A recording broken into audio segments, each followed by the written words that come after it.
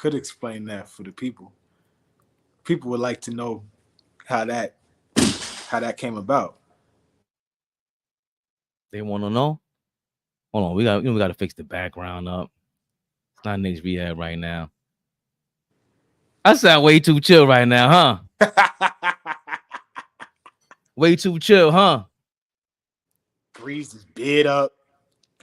He got the curls flourishing today. Way too chill, huh? Yeah, way too chill. He said the hottest on the planet. They said, is he homeless? He's in his car. They said, nah, he's at home. His car is his home. His car is his home. Yo, they were going crazy in the comments. Yo, we love it. We love it. All of it. We love all of it.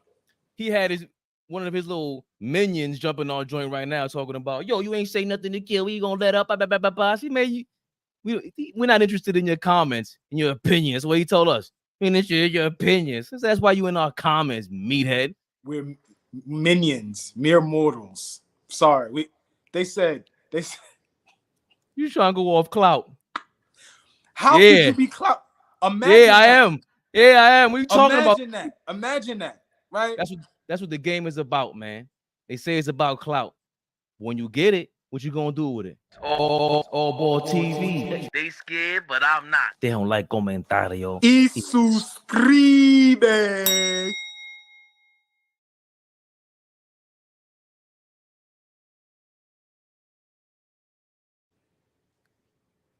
Too chill for Gil. RP, what up? RP, what up? Yo, Big Baby Jonathan, good looking. Good looking, brother. Yes, sir. Yes, sir. Turbo in the building. What up? Darlene. Oh, man. Oh, excuse me. We got to play the R&B music. Darlene, what up, sis? Gil responded to me on YouTube a couple of times on his Stockton video. But did he react to your video on his live, dog? Yo! Are you crazy? He reacted.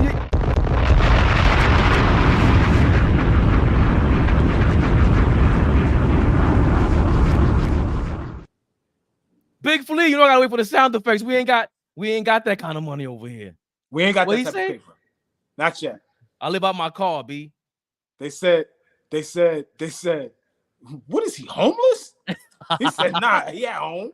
He at home. He's in his car. He's at home. Come on, man. You know who I be. That's the laugh, but you know who we love. Big Flea. Never the little one. Never that. Never that. Gilbert. I'm at my house now, Gil. I'm not in the car anymore. I'm at my house now. Hold on. I'm in my palatial estate.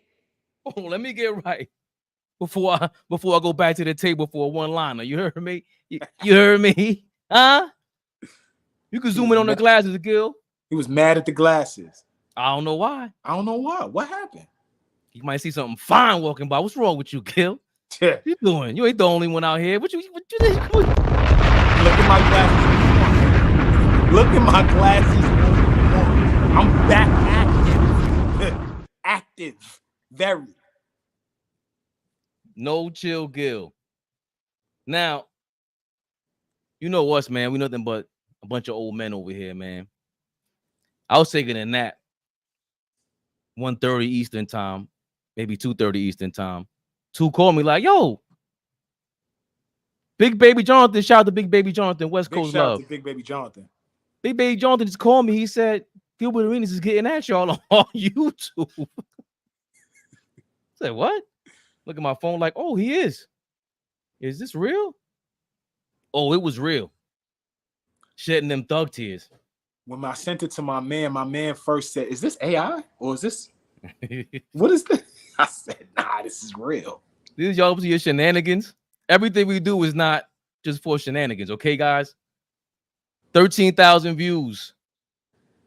So Gilbert Arenas jumped on a live today on his No Chill Gil, his personal YouTube account. He didn't like what we said. He jumped in our comments first. Should I go to the comments first? Yeah, let's do a proper introduction. He didn't like what we said. Let's walk this back. Let's set the table so people understand how this interaction originates. Right. Woj retired from ESPN.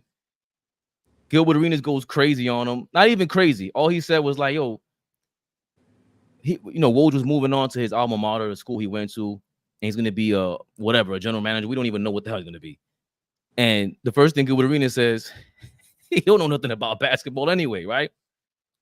So we comment on it. We like, damn, like, why would you? That's the first thing out your mouth? So we made the video. We added the other one, Gil's Arena. I seen No Chill Gil in the comments. Huh? What up? Let me look for the comment real quick. I'm going to slow walk y'all because, Yeah, we got to slow walk this, y'all. Slow walk this because it got real active this afternoon. Real active. This is your man. Gilbert Arenas talks like he tweets. He tweets like he talks. He's crazy.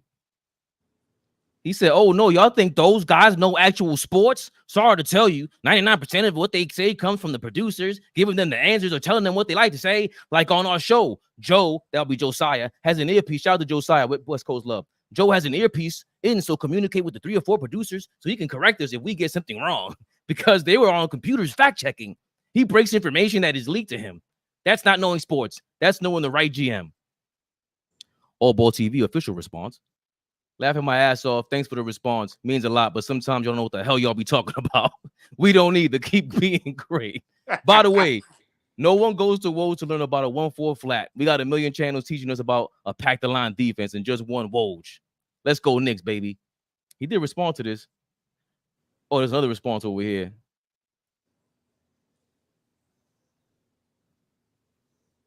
Oh, it's not coming up. I don't know. But he was basically going in saying, Woj, he's like a rat on the streets. The first thing I thought was like, you calling Woj Alpo? And then two goes, Adrian Pojanowski. So we just having a ball now. Little did we know, he was going to make a video about us. Woo! Gilbert. What's up, honey bunny? Hold on. My daughter's interrupting this crazy live. So we're going to slow walk it even further. Yeah. Yeah. You can eat there. Now, what up, we don't even care. We're here, baby. Then today, oh my. Oh me, oh my. I don't know if I'm the Steph Curry looking like an Allball is. I don't know. I've been trying to figure this out for the longest. But he does call Allball Derek White, which is crazy because my hairline is lopsided. And people have told me I look like Steph Curry. So I guess thanks for the love, Gil. You heard that before? For the love, Gil. Yes. Interesting. And here's No Chill Gil. If there's any commercials, we're going to click right off that. You know how we do. They say I'm live. Can you hear me? We can hear you now. Yeah, you can hear me. What it do? Let's get right to the point, Gil. What's up? Welcome. And we speed things up. Happy Monday again. Happy Monday again. Man, ready for him? Woj personally, but I can tell you this. Crying. Come on. Over here just crying. These boys just crying about fucking Woj. I don't even know Woj personally, but I can tell you this. Why you get serious? One player in the NBA did a farewell tour for that motherfucker, did they? No. No, sir. Nope. Huh? It only made news because ESPN, where he worked, released it. No one actually gave 2 fucks about it. I'm sorry. I'm sorry that hurt your feelings. But that you're jumping through the hoops for whoa, damn, you slave ass. Whoa, man. Let's hear him. This is sad. But I don't even know how I became the bad guy for them. But it's like I didn't even, you know, I looked at their page and it's anti-Gilbert for some reason. Like if you're gonna beef with me and you're gonna not like me, I gotta give you a reason. Let me give you the reason. Right? You just don't pick reasons. Let me get it to you. Okay? Please do. Let me get it to you guys. Here, Look. Let's go. Yeah. TV. They scared, but I'm not. They don't like comentarios. You can't take it seriously. Yeah, all right. Talent. Reading of alma mater sports. From a guy who don't know sports. Wow. Okay, there's a difference between reading sports from what producers give you. Yes. Like that's reading. That's what you get your degree for. I don't really know what I know. Versus going out there picking talent. I don't think you do so much with the talent, but roster management, NIL resources, all that stuff. Obviously, no way to NIL schools to get those bags. Okay, so you don't need to know any information so you don't need to know sports. You got connection relations. I'm gonna be real. Cheryl Swoops and Gilbert Arenas are diabolical together. Look, he laughed. I'm gonna be honest. They show that. Like they Look, he's trying to bleeds, listen. He's trying to hold it back. He's trying to hold it back. But you know you love Allball. That's the problem. Wait, slow this down. Slow this down. This is going a little too fast. Slow this down a little bit. Slow that speed down. That's how I listen to stuff, by the way. He's off the TV. Do you just see how they just it's almost like they're match made in heaven. It's like two Lex Luthor. I don't even know what. Do you know what hate and giving an opinion is, or giving an assessment? There's He two can't be different serious. things. Hating is Rashad to LeBron James. Yes. Right? Yes. That's genuine. We agree. 1000%. Keep going, Gil. Hate. Right? No, please. What kind of universe are we watching ourselves, watching somebody watch us? We live in a crazy world. So, this world is different now. They reacted to the reaction of the reaction. No retractions, Gil. Get ready. Giving an opinion with no bias information, that's not necessarily hate. Like we can look at your content and say you hate me, right? I don't know if that's true or not. Hold on, Fleet. Do we hate him? Yes. We hate him? Some of the things he says. Let's keep it real. Some of the things he says. I love him. But I told y'all a month or two ago how I just started like really invest. Like I was anti-Gilbert only because I just didn't like how he delivered what he was delivering. But I've always said he's a brilliant dude. The dude knows the game. Can't never argue if he doesn't know the game or not. You learn something when he's talking without all the extra bullshit. But when you add the bullshit in there, it's hard to digest what he's saying sometimes because he starts adding all that extra shit. When he's talking the game, when he's teaching, because that's what I call it, from a teaching perspective, like he's one of the, for me, out of all of these content creators, all of these basketball players, when they talk basketball, I can listen to him talk basketball. And because that's that. It's like when they say we hate Stephen A. Smith. If you see my channel, you think I hate Stephen A. Smith. He's from Queens. I hate the things that he did to Max Kellerman, certain things that we don't like, but y'all polarizing just like him. Mm-hmm. That's all. We know the people that do it. Shout out to Dime Dropper. You Dime Dropper's favorite guy, Gilbert. But the pure, I understand that people got information. And what we always say, hey Gil, Flea really is part of your alumni. He hates my guts on the low. He tells me all the time I can't hit a layup. What am I doing talking about basketball? So the arrogance, we welcome it all. Right. Me and Flea went at it over the Dream Team, over what was it? Draymond Green. I don't know. That, no, Fabian. That's what I'm saying. Draymond ruined the Golden State Warriors. Blah, blah, blah, blah. Yeah, it gets testy. So it always comes from that perspective. But I think that's the easy way out for hoopers. Oh, you didn't hoop, so now you don't know. Hold on. Let's have a conversation. Absolutely. They've opened the door for everybody to talk hoops now, unfortunately. Wait, who did? Man, that's a great question. I don't want to give the answer. That's why I said they, because I'm not sure. It's very much a lot of different circles have opened the door. But there was a time when you was in the barbershop and you knew you couldn't hang, you shut the fuck up. There was a time. with certain cats in the barbershop didn't speak because they knew I can't hang in this conversation. Yeah, stay over there. And even then, they sound like y'all. Gil. I doubt man, it. two Dr. Dooms. It's like how do you say anything Look, he wants to bad laugh about Woj? with his fake angry And face. I get upset when these players think because you didn't play, you don't know the game. He's looking on how to hate. How do you know Woj don't know the game? Easy. Ooh.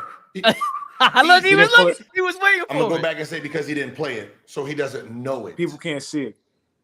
Oh, I'm He sorry. watches it like you guys, but he doesn't know it. Like I watch fires, right? But I don't know fires like a fucking fireman or pyro, right? Pause this. I watch motherfucker. He started giving examples, right? He gave an example here. Then at the 49-50 mark, I done watched this a couple times already, y'all. I done watched this about 2 or 3 times already. Yo, Flea, I got you for the rest of the night. No Diddy. What up, Gil? We know you in here. You in your burner.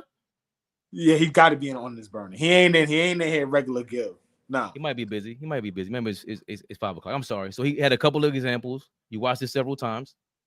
But the examples have been horrible the entire time. His The analogies examples are have been trash. awful. He's about to say he watched Doogie Howser but didn't know how to become a doctor. Watch him cook, y'all. Watch him cook. Why? Fucking Doogie Howser growing up, right? I watched motherfucking Doogie Howser growing up. Don't mean I know how to do fucking surgery. Same concept, dog. Yo. Right? Pause that. Wait, pause it. You didn't put it up for the people. Faye, you didn't put it up for the people. Pause that, rewind it. Look at this dude tell us he watched Doogie Howser but does not know how to be a doctor. Yeah.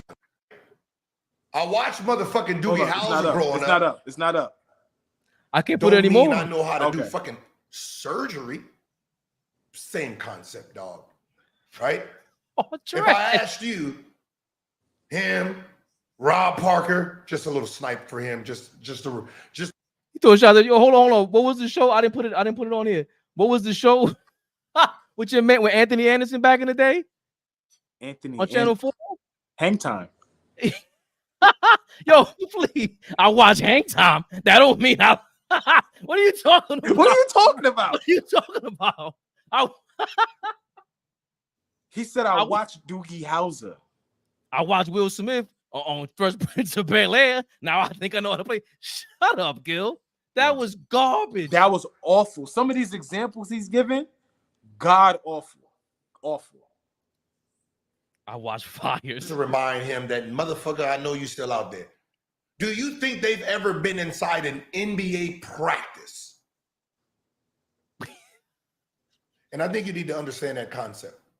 Do you think out of all the years Woj or any of these sports analysts, do you think they've ever been inside an NBA practice? How about this? From the guy who played 10 years, never once seen any of the people who reported on us inside an NBA practice. Just to give you the information. So when you ask me, how do I know he doesn't know? Nigga, because he doesn't know. I didn't ask you that. I never you don't know asked what our you that. plays are. You don't know what. Wait. Did Two ask him that? He said, No, "How does he's he know about to get in? He's about to get into. Oh no, I'm sorry. That's what it is. Two did say, "How do you know he don't know basketball like that?" He's about to get into how I said he went under a screen against John Stockton and got flamed, but he's saying I don't know the game plan because I'm not in an NBA locker room and I didn't know that John Stockton didn't shoot like that, so you go under the screen. You was getting your ass bust. It don't matter about what the game plan is. You were a rookie. You didn't even know the game plan your damn self. Y'all won 21 games that year. Cut it out. I think all right. You So didn't that's know the game plan. Stockton had you fucked up. Cut with it that out. crazy, with that Kunta afro. Yo, Gil, you have to chill. What is wrong with you? Why did you come out like buckwheat? Why did you do that? Gil, what is wrong with you? That was Why, you were bad and, work. and he was at Oakland. You were right by you in the Bay. You right by LA. You couldn't go get your man to come up and give you the little snip. He You had look- home. He in his home state. Go get sliced up, bro. Go get sliced up, bro. Your man's bananas. And by the way, that's what he's saying. That's what he's going off about. Because Allball said, "How do you know he doesn't know basketball?" But I think again, it's in reference to basketball in his new venture, like being the connector that he is. He's a power broker. Like I seen your video on John Stockton, and one of you niggas said you can't go under. No, that was the game plan. See, you never been to practice or know John Stockton didn't shoot like that, so we had to go under. You go under. You don't know the game plan that we work on for you to know what's going on the NBA court. You ready for You just watch it. I watch football. I don't know what the fuck they doing out there. I can't read defense. No. You want to respond? Because that was a direct shot to you. And that's what I was talking about. Y'all won 21 games that year. You were a rookie. You were a rookie. You didn't even play 50 games that year. You didn't know the game plan. Yo, did you? You didn't know the game plan. You're right. I didn't. You're absolutely right. I did not. I was playing high school basketball that year. You're absolutely right. I did not know the game plan. But I know what I was looking at. I know you was getting your ass fried. I know that John Stockton in his second to last year was kicking your ass. So cut it out. No. Why did you go under? Because you don't play defense. Let's talk about that part. You're not a defender. So regardless of the game plan, you wasn't going to, fight over that screen to make sure Stockton doesn't get a clean look. Cut it out. You're absolutely right. I didn't know the game plan, but I know what I was looking at. And I think now that was the part that got caught up with the John Stockton thing.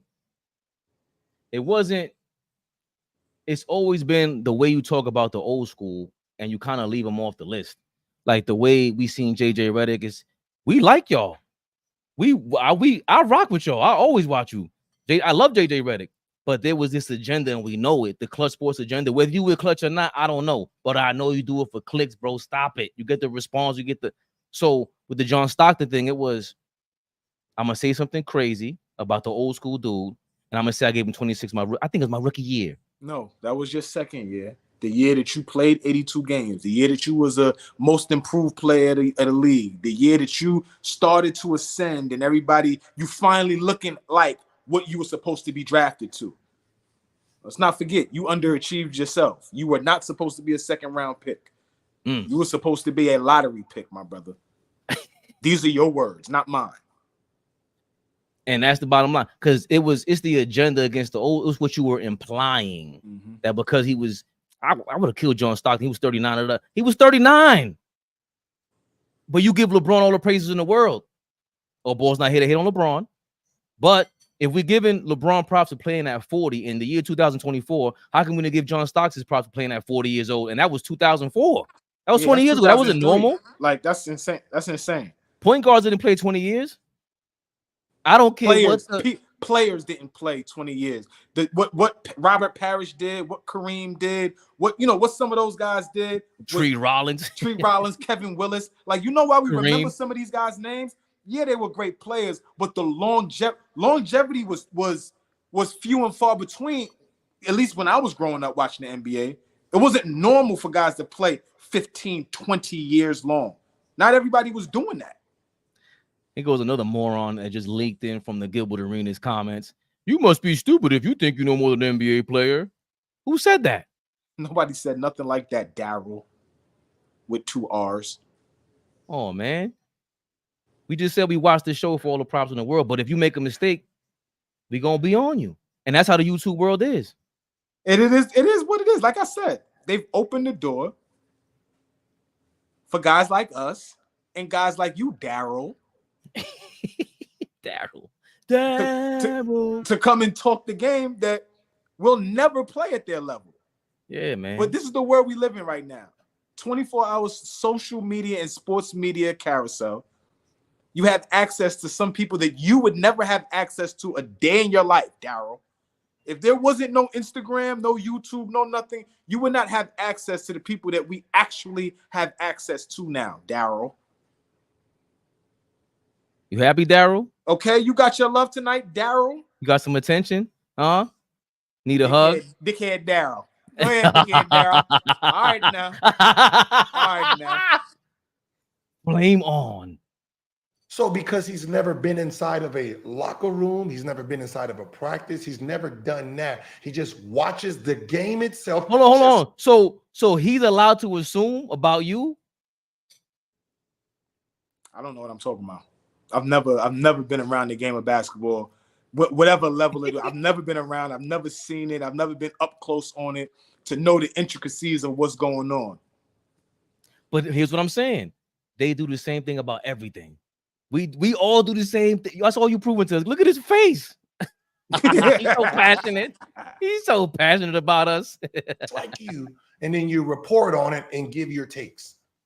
So no, he does not know basketball. Flea. I don't know Woj. I'm not defending him, but you know, Look just because you play doesn't mean you know the game. Somebody takes the worst takes. That whole panel up there sometimes says things that's like, what? He said he could have fooled me. So, see, I need you. I'm gonna have, since you guys love doing video, can you please just do a list of all my takes? Gladly. I would gladly, since Gil, and I know at some point you're gonna see this. Love you, brother. But check me out. Listen, I would gladly sit down and do the homework. The same way you sat down and did the homework with Allball TV. Big shout out to you, my brother. But I will gladly sit down and do the homework on some of your awful takes.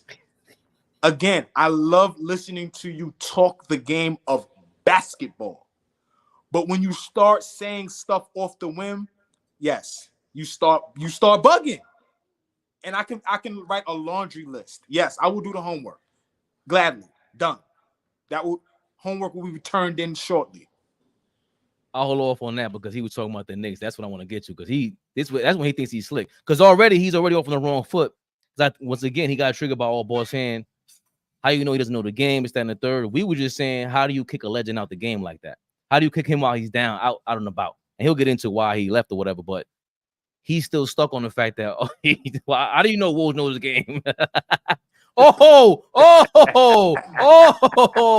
yeah. Hold on. He in his car. You know what they do to us to be in our car? That niggas is homeless. Listen, man. What up? You heard the bombs? You heard the ball suckers. What up, OJ? Big shout out Gilbert Arenas, man. First and foremost, Knicks Rehab, best in the business, my brothers. You know, big shout out to y'all. Listen, man, big shout out Gilbert Arenas for, showing some love. That's how I look at it. My opinion, none of us know what we talk about. We just got a passion and a love for the game of basketball. And for me, for him to still be talking about, I hate when they say, if you didn't play the game, you can't talk about it or don't know the game. You get what I'm saying? So for me, listen, man, big shout out Gilbert Arenas for showing love. That's how I look at it. We got under his skin. And like I told him, and I added him.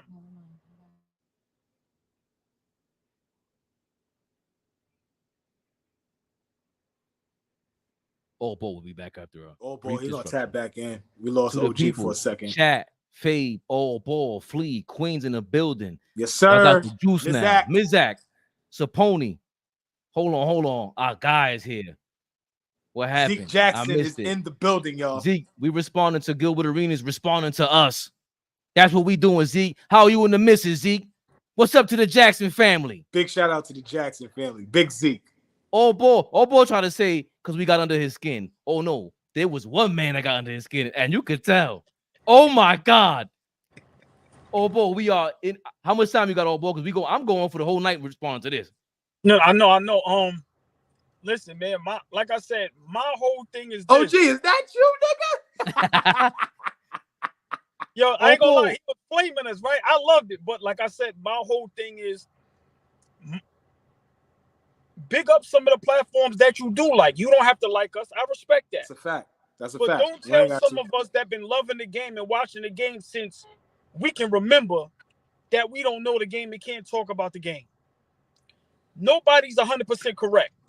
And like I said, I never said Jordan coached, but Jordan and Belichick as GMs are horrific. Don't tell me Belichick picked Randy Moss. Randy Moss was already a Hall of Fame and legendary. We seen the picks he made. We seen Jordan as a GM, who's my favorite player, the GOAT of all GOATs. But we seen how he was as a GM. So don't tell me because you played the game, you can pick talent. My whole thing is what I don't like is a lot of these guys, because if without the fans, there's none of this. But don't tell me because we never played at a high level that we can't talk about the game. Because some of us love the game and have more passion than y'all can ever imagine. Hold on, and half the NBA players, if we being real, if they had half the passion us fans had, we would kill to have y'all talent. And I know it's easier said than done, but that's the point that we always make. Yo, I don't know if you caught it Allball, but he compared himself to Doogie Howser. Bro, he said, I watched Doogie Howser. That don't mean I'm a doctor or whatever he said. I said, Yo, what? Your analogies is garbage. But hold on. But you got to love Gilbert Arenas because at least he responds, he checks in, and he responds to, let them tell it we normal people and they're superheroes. Mm-hmm. Some of them is so much on their high horse to where they won't even stoop down to certain levels. And I'm not saying we on the bottom level. I think everybody's on the even playing field. Just some of us have, more than others. However you want to look at that. But you showing love way too early, Allball. What the hell is this? We saving that for later. No. Listen, bro, it is. I don't look at this as bad. I think this is amazing. Yeah. Yo, listen. If you want to get that out the way. No, but hold on. I watched in the comments, and this is how you know we up here are serious and we don't troll. We wasn't in the comments trolling. We ain't we ain't send no links in there. We ain't beg nobody to follow our platform and subscribe. Bro, we don't troll, and we like when we come up with these topics to have our opinions, we believe them shits. I believe everything I say. That's a fact, a whole fact. So, yeah. Shout out Bodega Mayor. He was in there. On Blue East Drew. He was in there rocking with us. Fish jumped in the building. Yeah. So like I said, them guys need to realize, man. A lot of us have a lot of passion, and we know the game.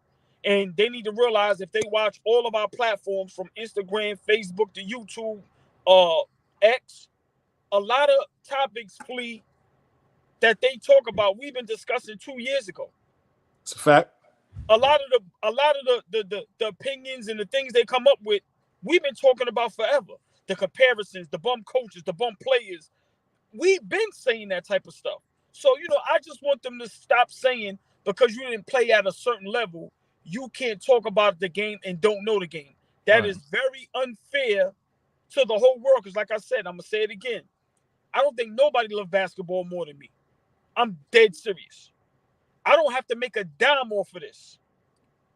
If Gilbert Arenas say, yo, come out here and we can sit down and talk, you ain't got to fly us out. You ain't got to book a room. You ain't got to do none of that. You ain't got to feed me. Exactly. None of that. So, I just don't like when they say that. But otherwise, I love it because, it hopefully gives some eyes to Allball TV, to us, to our fan base, to everybody that show love, to understand that there's some guys out there that love the game just as much as y'all, and we got very different opinions and different perspectives, and we don't pull no punches. P was in the building. Let's get back to the video, man. With facts, not your opinion. Just straight facts. Not opinion-based, actual factual. I just think guys like Woj, Ernie, I think certain guys you can't say nothing bad about. You can. Woj was, you need guys like Woj in the world, especially in the entertainment and sports world, where you have a person that you can trust with information. And who can trust with information? So who? Here we go. Who can trust with information? All Woj is, I mean, to you guys, he is this icon. To the players, he's a nosy gossip girl. Sorry. You can't handle the truth. Sorry to inform you who your beloved is to us. Wow. Glorified gossip girl. Not respected in the industry. From the player side of it. If you must know. He's going to tell the truth. Hold on. I disagree with that. Real quick. Cause remember he called Woj a rat. And we said he was Adrian Pojanowski. Allball Pojanowski. Adrian Right? Pojanowski is crazy. Right? You can't say you don't respect him when you know there's certain things you can't say around certain people because it'll get to him. That's a powerful thing. Knock it off. Knock it off. You don't respect his lane, bro. You can't. And the way you slighting him, I get it. You don't respect his basketball knowledge. You don't respect that he's a gossip. We say we bochincheros. Gilbert, you're a bochinchero. He goes on to gossip right now. His point about Woj though is not wrong. And if you look at it from a different perspective, as opposed to showing Woj love because he's retiring from doing what he did, at the end of the day, Woj didn't do the athletes any justice at all. Like, he didn't report both sides of stories. He only reported one side of a story. And so when he does say people didn't pay him homage, that isn't it not surprising to anybody in the comments or to you, Fabian, that there was no celebratory tweet about him from any player in the NBA? I'm not shocked by that. But my point is this: there's been too many times throughout Woj's career that he does come off radish, that he does come off snakish, that he does come off disingenuous, right? Yeah. So does Gil. Yeah, but yeah, that's fine. But in the lane that Woj is in, right, there's a level of trust that people have for him. When he drops a bomb, you know, people are interested in what he's saying. And what I'm saying is that a lot of times there is disingenuous from his position because he's not reporting both sides of all stories. He's reporting one side and running with it. But again, they don't get paid to tell the truth. They get paid to be first. So I mean, y'all can hear me? Yeah. I mean, you know, I think Gilbert Arenas kind of, you know, got it mixed up, you know, what we was doing. See, my thing is, you know, I'm just going to miss a guy that had legit breaking news. Like, I you know, the players not liking him and him being a rat and all of this and that. I mean, I get it, but still, we can't deny what Woj brought to the table. And that's just my whole thing. Yo, but you know what my thing is? Y'all pick and choose who you do want to be the rat. Stop acting like that's not a position to be in. Like, we know about Shams. We know how Brian Windhorst got in that position by following LeBron. He got lucky because LeBron lived whatever Akron. His high school was close to his crib. That's their job. It's been like that. But the reporting matters because they stand by a code. They stand behind ethics. They stand behind journalistic integrity. Like, they stand behind that type of shit. That's we can look at it how we want. That's the job. And when niggas start doing, Gil said at one point, all these sources. Yeah, the sources got to be anonymous because I want to continue to have this source. Right. I don't want to say Fabian told me because I still want Fabian to drop a kite every now and then, so I know. But some of these anonymous sources be players. We know that Woj is CAA. Like, he's gonna go into that. It's like, oh, we know that already, bro. Like, with everything he's saying, I think he would say Doogie Gilbert. That was crazy.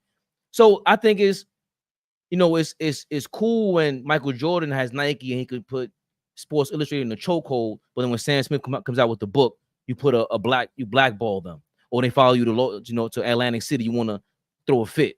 It ain't just because it's LeBron or anybody. No, it's everybody. That's the game, bro. That's why you getting $100 million or whatever the thing may be. Is it fair? I don't know if it's fair, bro. I don't know what's fair anymore. There's a lot of money on the line, though. It just is what it, you a celebrity. fair don't It's a matter. Hollywood show. Fair don't matter in this space, Fabian. You know that. We learning that. We're learning that as we go. Like fair shouldn't even be a word existing in this space. We're trying to At all. Remember, Woj, classy, humble, respectful, and about his business. Boy, hey man, woo, get off your knees, God, get off the knees, boy. Stand up with your head high, boy. That God damn, Allball sounds about right, boy. You got them both in your mouth right now, sir. Yo, Just like your shirt said, nigga, just do it. oh, you can see his shirt. Boy, this man over here choking on the bar. Boy, you better take it easy, sir. Look, crack him right over the head with a bottle, please. You heard me? What you said? He wasn't always right. Bang. He said some things, about our Knicks and certain things that I don't agree with. But when you guys, And that right there, sir, is a horrible. That is right. What you just said is horrible. What? always right, he said some things, about his business. So, Woj, he wasn't always right. He said some things. That is crazy to think about. Is it? Here, let me go to the. That's your point, Flea, right? what? Well, Woj not being right all the time. It's crazy to think about when he get his information directly from the source. That is crazy. How can you ever be wrong if you get the answer?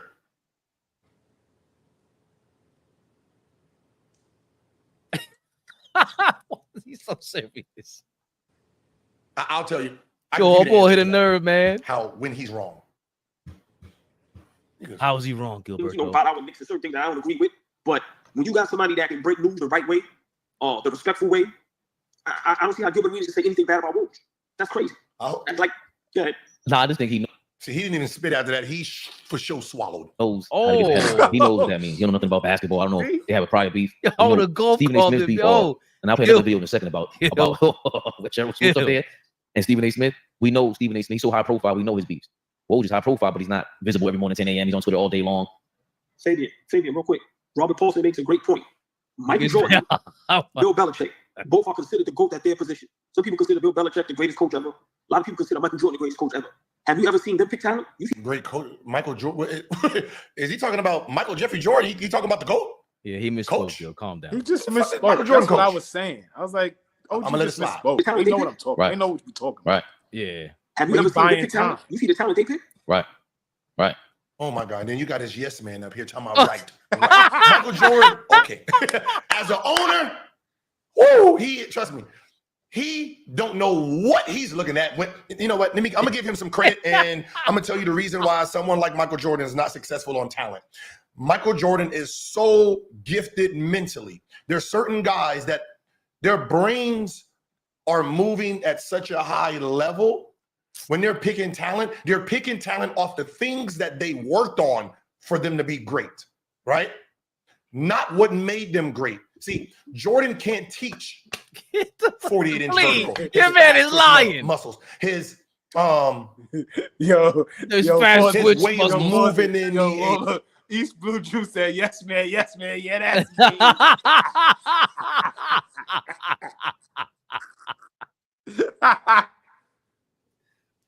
Oh, Robert Paulson was in the building. He said too, don't worry, Rashad gonna have your back tomorrow. Hope so. Rashad is big Knicks, baby. Big Nick energy. Your man is dead wrong right now, though. Michael Jordan is such a genius that he's looking for the next Michael Jordan. His fast twitch muscles, that's what he's looking for. Well, then that would pick good talent. It's just it's evident. It's evident. I don't you just explained why Magic, Isaiah's a good talent scout. Michael Jordan, all the big guys, all the big legends. That's because, and we've heard that all the time. They could never coach. What you call it was an exceptional coach and an exceptional front office guy, and I don't think it's enough credit. Bird was very, very good at coaching. He was very, very good at being a. He was, bro. He was. They got him to the conference finals or the finals. To the finals against Pat Riley and the Lakers. Okay, but it's a couple years. Jackson and the Lakers. What I say? Oh, Pat Riley, my fault. Yeah. I was thinking the Lakers. But That's still not. It was great. No, For those couple Bird was years. excellent at For a couple years, Flea, you had Reggie Miller, Jalen Rose. You had a team from the 90s already, and did a little tweak. I guess what you're saying is Magic would have dropped the ball. Magic ain't coaching the Pacers. Yeah, that's what I'm saying, right? Michael Jordan ain't coaching no damn nobody. What you call it took the job from him, right? Isaiah took the job from Bird. Yeah. Yep. They weren't bad. Do I think Bird had him in a better spot? Yeah. But that's another conversation. But I'm just saying, and that front office, was Donnie Walsh there? Yes. You know what I'm saying? These things matter. Yeah. And Donnie Walsh came to the Knicks, and you saw what he did with us. Mm-hmm. So the brains was there. Mm-hmm. Mm-hmm. And he went back and they got a team to the Eastern Conference Finals. Mm-hmm. Donnie Walsh might be the brains to the general manager over there, but I just totally disagree with Jordan is such a genius that he's looking for people like himself, bro. He can't be, or maybe he is, and that's the reason why these legends can't be the front office guy. Mm-hmm. Go be the owner and stay out the way. Here, his willingness to win, he can't teach that. So when he's trying to look for talent or teach talent, he's trying to be human for these guys, right? So he know he had to work on his footwork. He know he had to work on his he had to on his fundamentals, right? So when MJ is picking talent, he's picking talent off of that. He's looking at guys who have great footwork, who look like they can learn. He's not going after the natural, talented, and gifted guys. Then he made all balls point, right? Guilty. He made all balls point. Just because you're the best at this, you're the greatest, doesn't mean you know how to pick talent. And he's explaining exactly why. He's accusing us he's gonna accuse us of doing the same exact thing he just did. You agree with Allball. He doesn't pick great talent, and you explain why. Thank you, No Chill Gill. All right, it's just they don't think about the gifts that God gave them. They think about what they worked on, and that's that. And then with Bill Belichick, I don't even know how you put them in the same category, because didn't Bill, he was with the Browns, and then he wanted full control. They didn't give him full control, so he left with the Patriots. And then since he had full control, didn't they win 6 fucking championships? Yeah, the timeline is wrong, but sounds right. No, that's exactly what happened. Well, he went to the Browns and he went to the Jets. He came from the Giants, right? Defensive coordinator. Yeah, he's talking about head coach. Oh, he was head coach for the Browns for I think a season or two before they moved to Baltimore. Then he went to the Jets with Bill Parcells, and he dipped on him after one day. Then he went to the Patriots, and he's infamously known for effing up every single draft pick. That's why talk to the Boston fan base. They hate that. That's the first thing they bring up about him. Some people think he's over. Bill Simmons just talking about how he thinks Bill Belichick might be overrated. Him and Pop. He talks just like Allball. So, damn, Gil, 0 for 2. And then for the most part, all the guys he got there that I know, receivers and stuff, those were some of the most talented motherfuckers that ever walked the planet in their position. Nah, some of them were head cases and stuff, but consider they were with Josh Gordon. Was it Josh Gordon? That dude, Flash. He was super talented. AB, super talented. Randy, Flea. Yeah, he messing it up right now because all of those guys. Antonio Brown is not the same Antonio Brown from the Steelers as he is as a Patriot. Antonio Brown played for the Patriots? He might have had a couple coffee. I feel like I seen him in a Patriots jersey, but I may be off. I know he played with Tom Brady in Tampa. He played with Brady in Tampa. Where else did he bounced around for a second? Yeah, I think the Jets. But yeah, Josh Brown was the one that was in Cleveland. Y'all can fact check that. Josh Brown's the one who couldn't stay off the weed, but right in Cleveland. Randy Moss is their best wide receiver ever. Wes Welker went there. Welker, I mean, obviously, but they didn't draft him. They traded for him. He was on Miami first. I mean, obviously, Aaron Hernandez was great. Gronk, one might arguably be the best tight end ever. In some people's eyes, they changed the game. Right, Gronk and Aaron Hernandez changed. Even though we beat them in the Super Bowl, that 2 tight end system is what changed football after that, because they changed the rule that you can't hit the quarterback anymore, and then everybody started getting those 2 tight end lineups because of the Patriots. Mm-hmm. So yeah, he had Aaron Hernandez, big deal. But the wide receivers, There was I know specifically there was a game I bet against the Patriots that they will drop the ball 15 times and fumble the rock in the rain against the Jets on a Thursday night game like 12 years ago. No, they didn't pick good wide receivers. When we're talking about their drafting, again, if they made it to the league already, then sure, you could pick a Josh Brown. this stuff is Googleable, y'all. You just go look at the draft picks throughout the years he was there. Right. That's easy. So was this reaction? So I'm pretty sure he knows what talent is.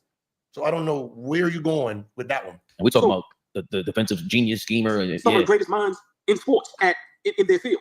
For decades. Do you see the talent they pick Yo, for their teams, for their organizations? Gilbert, come on, I'm sorry, I just wanted, because that was a great point Robert Paulson made. And big shout out. The fuck does that got to do with what the fuck does that got to do with Woj? Knowing sports and reporting on sports. We answered that already, right? And we did. Picking talent. Isaiah Jackson in the building. I just wanted to say that. I didn't want that to go over our heads. It went over everyone's head. Zeke, what's going on? Because we know that once you're in that position, it's a different thing. It's all about this nigga face. He's this all ball. You are passionate about this white man. I'm gonna just be honest with you, bro. You are passionate about your Woj, man. Look, that's why we're so happy with what we have with the New York Knicks, because we know what bad is.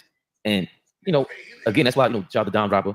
He's part of the whole like F Gilbert Arenas thing, and I'm like, bro, I understand both sides in terms of entertainment and what Gilbert says is ridiculous. And he got proven wrong yesterday. That video's going bananas with all the mistakes that he makes. But I like when the ball players come out with their arrogance and they just talk. Because anybody could be wrong. That's the part to me that's check like that video. Yeah. If the greatest get it wrong, who do you think you are? Horribly wrong, not just wrong. Who do you think you are? MJ Gil? picking talent versus MJ talking about the game is two different things. I guarantee you, horribly wrong in him picking talent. But if MJ talked about what he's looking at on the court, I'm pretty sure you're going to be like, he's been wilding. Some real shit. He's been wilding. Him picking talent is two different things. That's why I was sending everybody to the Frank stand, because this nigga was bugging. You can't make them faces like that. Gil, what's wrong with you? You can't make them sound on a lot. What's wrong with you, bro? He was wilding. They're going to meme you. I'm not going to meme you. I ain't doing all that. And again, you got it all wrong. We're comparing Woj retiring from ESPN, and his new gig is to connect talent to the new school he's at, or whatever the hell that is. Just being a connector.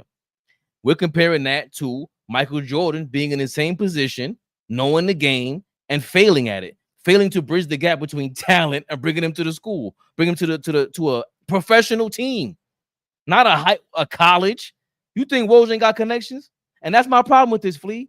We know the game right now. We were just talking about the other day. There's a kid at Chrysler King. There's a kid over here. Cayenne just left the other school. He's going to Long Island now because it's all about connections. Where they at now? Why ain't they connect that at Chrysler King no more? Right. Why can't the dots connect right there? Yeah. Right. You hear that, Gil? Be careful. Listen, you don't even know who you dealing with. That's the problem, no frills, Gil. Stop playing with us, big dog. We a different breed over here, bro. We do our thing. He clearly knows that. Hold on. He clearly knows that because he took the time to talk. Like, he grabs another video of ours, y'all. Like, he goes from this to all three of us the other day and dissects that. Like, so again, you say what you want. I saw a lot of clout chaser comments in the live earlier. Guilty. I saw a lot of who are these guys? I saw a lot of that. I saw a lot of, now we responding to anybody's, right? I saw a lot of that. At the end of the day, we working. We putting in the work. And it's being recognized everywhere. Look where you sitting right now. And I'm talking to you, whoever is listening to me right now. Look where you're sitting and where you're at. We're everywhere. So appreciate you, Gil. Hold on, are you giving a farewell? You ain't leaving me, Flea. I'm not going nowhere. Oh, and I ain't finished. Send a shot on the way out. I was talking crazy about Flea. I got things to answer to. He started going crazy. If you had something that went on prior to, I understand. I'm gonna treat you the same way going in, going out. That's the 50 Cent thing. You heard what 50 said about Irv Gotti. Look, this gossiping. Look. As soon as I said that, stop playing with us, Gil. As soon as I said, dude, you hear what 50 Cent said about Irv Gotti? What happened? And whoa, just a little gossiping dude. Look at this. Look at your face, bro. You trying to ignore us. Look. And the ultimate chismoso. Look at this brick right here. Are you crazy? What 50 said? What 50 said now? Look at your bottom lip. That's that bottom lip. Get out of here, you nosy motherfucker. We got you. As soon as I said it, look. Oh, Flea, we got these. Yo, man, it's crazy. Because you know, they say, I'm gonna just be honest with you, bro. He mad you changing the subject. Yo, he's hot. You changed the subject. He's like, well, what he's look at him. Yeah. Oh, this nigga mad. Look at his face. He rewatching it. 50 said about Irv Gotti. What he say? What he say? Man, it's crazy. Because you know, they say he had a stroke. Irv Gotti had a stroke. God bless him and his family. But he survived, so 50 goes good. Like he could keep. He's alive to keep. I want him to get better so he can see all this greatness I'm about to be doing. You know, he's alive to see me succeed. That's consistent. We know there's a beef prior to that, and he doesn't care what the news is. He's gonna go crazy with it. He's nuts. And with this, is like his stuff is unwarranted. That's my thing with Gilbert Arenas. It's unwarranted. It's like you're just doing it for views, and it works. To be honest, I'm pretty sure, brother, you're the only motherfuckers who reported Woj. Not true. It's just not true. It's just not true. It's just not true. Yo, I'm not gonna lie. I don't know. I feel kind of offended he ain't going on me. I'm just a yes man. That's all I get. All right, man. I'll just be the yes man. Yeah, that's me. Yeah. They said, Flea, look at your teeth. I said, oh shit. That I did this. No one cared. No one cares. So no one cared. No one gives a fuck. Not one baby cried. I was mad that it was even a subject. Like, why? Who gives a fuck? It works. And we play along with that. Yo, how ironic is that? It works. How ironic is that? We know what you're doing, Gil, and it works. And that's the exact thing that caught your eye. It works. Niggas threw the bait. He clearly took it. Woo! Who was talking about Woj? The world was that day. But Flea, nobody cares, right? Nobody. And right when I said that, I said we play the same game you do. What kind of Professor X powers we playing with over here, Flea? You've been saying that. You've been saying that for a while now. Listen, Flea, I'm a spiritual individual. As much as I am. For all the people out there, I ain't doing no prayers. I don't do none of that. You gotta work hard. You don't just envision nothing. You gotta work hard at it and go with your gut feeling. Just be yourself. That's all I profess to everybody. Because No Chill Gil replied to Allball TV. Are you kidding me? That's who. We get it. We understand it. But to demean him like that and to act like he wasn't important in the game, he created his own. The Woj bomb? Come on, man. Where's the Gilbert bomb? Stop playing with that guy. I'm not a gossip guy. I don't get information from somebody. I beg to differ. You heard what 50 said about Irv Gotti. What do you say? What do you say? What do you say? I beg to differ. Yeah, I beg to differ. You gossiping motherfucker. What you talking about, Gil? Oh, you heard what 50 said about Irv Gotti? He said, she said. He said, she said. Look at your face. You nosy. Oh. That Bonchinchero was about to come out. He was like, what you say? He got all in the mix. Your man got all in the mix. Oh, man. Shout out to the chat, man. Shout out to the people. Shout out to all y'all, man. Brother, you're the only. I don't get information from somebody and then tell it to the world, right? Because I don't know if you understand the concept. The information that you're getting is going to be told anyway because someone wants it out. Remember he says this. Mm-hmm. Just remember what he just said. That's the point of information. They want it out. Like the Draymond Green, what happened in the locker room, the real story. See, I held on to it. It's not my business. And then somebody was leaking it, and I was like, oh, that's not a true story. And then I hit. They talked about it before you did with the backpack shit, bro. They been said it. Yes, I hate to break it to you, bro. You not Wojborn, my nigga. What you talking about? That's what I'm Now trying that to came out. complete. That came out. Like they talked about that. Yes, that was the thing. He talked about it, but he thought he was leaking it. But we already saw it on Twitter. It was still, if you wanted to see, it was out there. Now maybe the big time people didn't do it, but it was out there. I seen somebody, what's his name, Pablo Torres on what's my man's name, Dan Lebertar. They did a whole breakdown about it, and I was just like, I already seen this. Been knew about it. They did it mad late too, but we been knew about it. Call him a backpack. That's been out. Yeah, they've been doing that. He's been talking about that. He took offense to that. Yo, yeah, he did. He was mad about that shit. He punched a nigga in the face. He punched a nigga in the face. Yo, Draymond is wild. Yo, Draymond is crazy. In his face.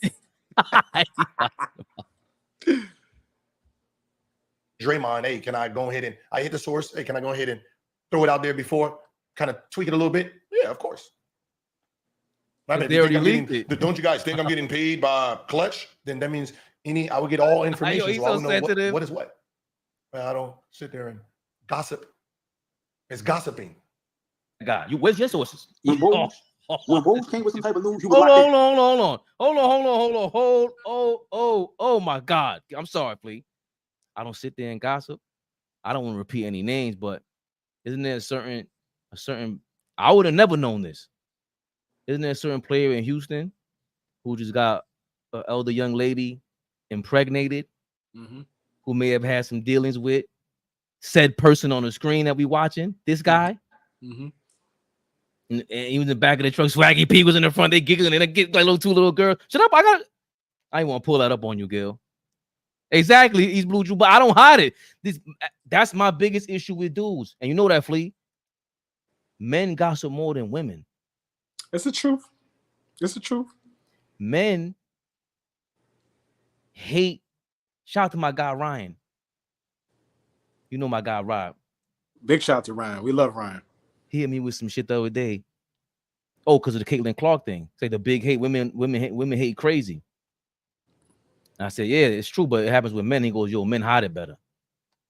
Like, oh shit, that's right. We do hate crazy. What's up, big dog? Trying to be like you? No, you're not. You I can have a fucked up fade and all that. Like, just look at this bum ass thing. We hide it better. Oh man, I don't know if I fully agree with that, but we hide it better. We hide it better than most women. I think it's because I know women that subscribe to silent hate. Like I know women like that, but I don't know more women that are not outwardly overt with I don't like that bitch, right? Like I know women that are they'll lean more into that. Yes, we may hide it better. I don't we even strategize with it better. Yeah, I don't even know I don't know if I like the word hide either, but I get what you're saying. The point is, we a bunch of gossiping motherfuckers. You on social media gossiping with us about Woj, Gil, and you about to gossip some more about Woj. Let's get to that. Remember, we do. This is what we say. Allball TV, fake it, flee, down, just Uncle White's cows. Me, we have a thing where if we see breaking news, if it didn't come from Woj, I don't believe it. He's so upset. He's so upset. Got your panties in a bunch over that, Gil? Do you know what? Do you know he is an employee of ESPN, an employee of ESPN, right? Which means whoever is on the other side needs this to get out. They have to give it to someone. He gets it and say, hey, I have this story. Can I leak it? Then he has to tell his bosses, and then they give him the green light to release the information. Yeah, I'm pretty sure y'all didn't know that.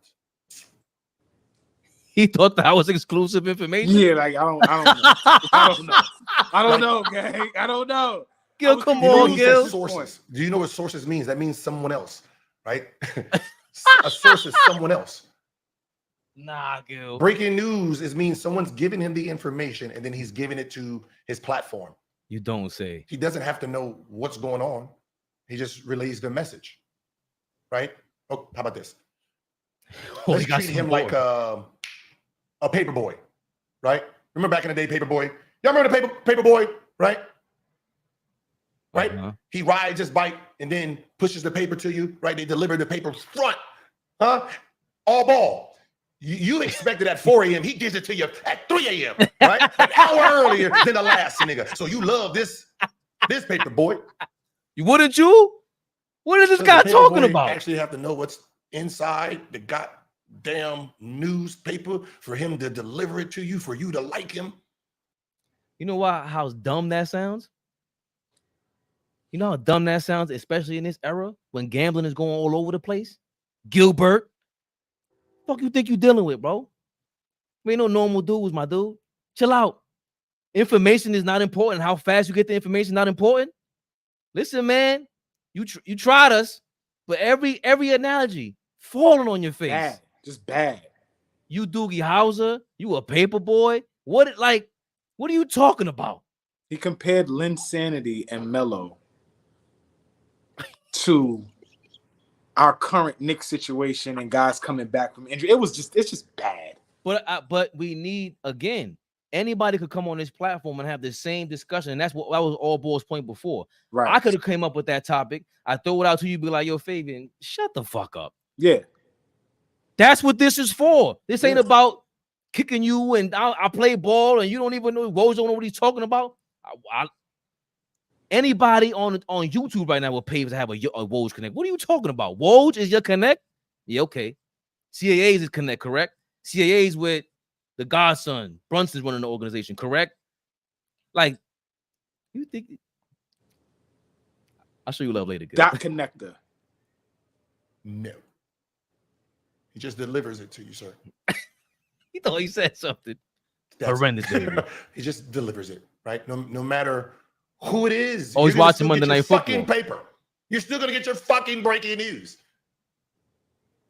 I'm waiting for Woj to put on his story or on his page. Then I'm going, okay, I believe it. That's how good Woj was. Are you kidding me? Woj is the how you say that when you get the verification, like the diamond, the BBS is like he does a check mark. He's that gun that everybody walks around without checking if you got real diamonds. Okay, how about this? I looked at Woj's top 5 stories. Number 1, NBA suspends 2020 COVID. Right? The NBA is suspending the season for COVID. Now, I gotta ask you, sir. Yo, he's trying to hold back his laughter. Whoever reported this news, right, will be correct, right? Because it was told to them, hey, Woj, Davis, Adam Silver said season's over with. Report. This is not the weather motherfucking man. It's not like he's like the movie Psych. It's not like he's projecting this shit and then it's happening. He's getting the information, then relaying it. So he has to be right. The only time Woj is wrong is when someone beats him to something. And then he tries to counter it with something else. That's the only time Woj is wrong. You're supposed to be batting 100. Like if I tell you, hey, Rashad McCants, Brandon Jennings, and the crew are going to get 2-year deals in October, whoever posts about it, you're going to be correct because it came from the source. Okay. You're Woj now with the information. The only way you're wrong is if the source is wrong. So if you report it, nigga, you're right. You beat everybody to the news. Why is he explaining Woj's job? Woj got it right. However you want to call it, he's a power broker and wielded his influence to become a Woj bomb. Everything you're saying, whether he batted 800, whatever it is, who bats 1,000? Nobody. Shams, none of them. None of them. They don't. Flea, I see you. Disagree? I don't disagree. I just know that there's other sides to some of the controversial stories that they do report on. Not when moves are made and this and that, but when a Kawhi doesn't want to show up, but is ready to go. That's not, you don't report just that side of it. You report the other side, which is he is stating that he is really hurt and he is not ready to go. Like, we should never hear from Tony Parker saying, well, my injury was way worse than Kawhi's. Like, and this is just examples of certain things that happen within that space of the media, right? He reports on everything again because he got to be first. But the other side of it too is being first doesn't always mean you're going to have everything. You're not going to be fully loaded. Pause. So now you just coming with one side of it, and then the other side doesn't get reported. Kawhi's knee ain't been the same since. He ain't been the same since, right? And it's not. We can make jokes about everybody's body and stuff like that, but when we break it down, like the real fact, the fact of the matter is that dude has not been the same since he tore that tendon in, what was that, the quad, when he had a fucked up quad. It seemed like everything has been a trickle down effect since they tore his ACL after that, right? So what I'm saying, go ahead. You're saying he's leaning towards the front office. That's what he leans towards. Right, and he's not reporting both sides of it, is what I'm saying. So that's why you do get a bad taste. Some of these players have a bad taste in their mouth when it becomes Woj, because you think that's the first time he hasn't reported both sides of a story, right? Like, I'm sure there's plenty of times where a player wants his side out there, or a player's camp, or I couldn't get in contact with a guy's agent, so I'm going to just give you what the GM gave me. I don't think that's completely right. So, and that could be his gripe for why he threw the slide at him. Like, yeah, he retired. Who cares? Like, he knows nothing about basketball. That's the source of all that. But now it spiraled out. Like when we just said, bro, what are you doing? Like, just shit on him like that when he's an icon. Right. Period. You can't. Right. But that's what I'm saying. You can't. Everything he's saying. All right, cool. There's villains and his hero. We know this. He's wrestling, bro. You know how I do. He's Mean Gene Okerlund. Like, you know what I'm saying? We ain't saying he's Vince McMahon, but we love Mean Gene. Like, Woj was somebody worked for Yahoo. I didn't care about him, but bro, he took Twitter over with the Woj bomb. That's vicious. The same way Gil goes viral every day for whatever reason, whether bad or good. The Sudan thing I thought was funny, but it was outrageous. You know what I'm saying? So, and I know there was he went back and forth with the whole Lakers thing. There's bias to him, but that's the politics of the game. With the Dan Hurley, he went to school with Dan Hurley's father. He might Woj. Woj. Boy, what? Listen, nigga. The nigga, he's stuck. Dan Hurley, he went to school with Dan Hurley's father. He might Woj. Woj. Okay. He's the one that came out and said the Lakers are going after Dan Hurley because he was countering the whole JJ Redick thing. And it's like, hold on, where did that come from? And then to give it to Woj. Remember, he's from Bobby Hurley, that's the New York area. That's where Woj is from. That's his. Yeah, he got biased, but so do you. Woo! Now, let me give you information. I'll be Woj today. Oh! The reason Woj has biases is because he has relationships. Now, relationships comes with everything, right? Now, you just said Hurley he did a story on his father, so that's part of his group. He's with CAA. That's Woj signed under CAA. So if we're going into the draft, sir, I'm going to give you the playbook. So you get out, right? Yeah. Get it out your mouth. Yo, he was wilding. He works he's not works. His agent is CAA. That means CAA has a client of a bunch of players and a bunch of agents, right? They're under the same umbrella. So that means an agent, if he wants his player gone, who does he call? Woj, right? If they're about to draft my player, right? You know how they have the clock 5 minutes to pick your. The team tells the agent, hey, Woj, New York is about to draft. Boom, cool. You know what's funny about this? I just saw Chris Haynes on somebody's podcast like 2 weeks ago say the same exact thing, and they just regurgitated information we already knew that was explained. I think something Strauss has a really good channel on YouTube right now. Really good interview with Colin Cowherd. That's why I found out Colin Cowherd doesn't take a salary right now while working for the Volume. That's why because he's trying to push Shannon Sharp. He's 100% behind Shannon Sharp, so much so that he ain't taking a salary, bro. So yeah, we knew this already, Gil. We know Woj is a CAA. We know that CAA and Clutch have beef. We know that Shams and Woj is like Rich Paul and Leon Rose. Like I hate to bore you, Gil. You weren't Woj for us. Once again, the Gil bomb. The Gil bomb never detonates. He can go and he can beat Adam Silver to the news because they're still under the clock. So he gets the information, breaking news. Sin This is who they're picking. Pretending that he knows he got the information from his connection of friends that's in there. Now, with the JJ Redick thing, see, Woj had an understudy. The understudy was Sham, right?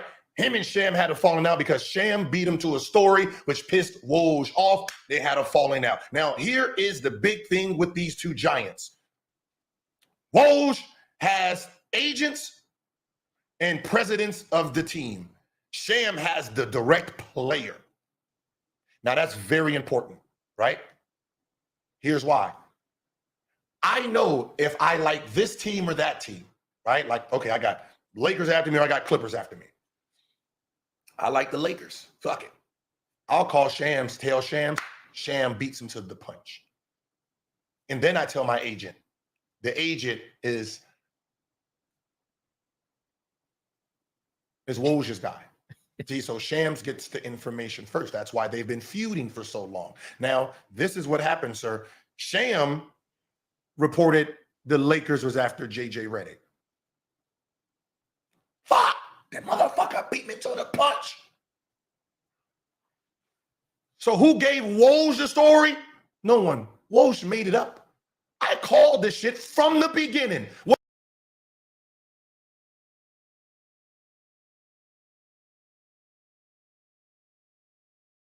He made up the story about Dan Hurley. The Lakers put up Jeannie Buss, the other owner. They made this all up. This is his Woj bomb. This is his Gilbert bomb.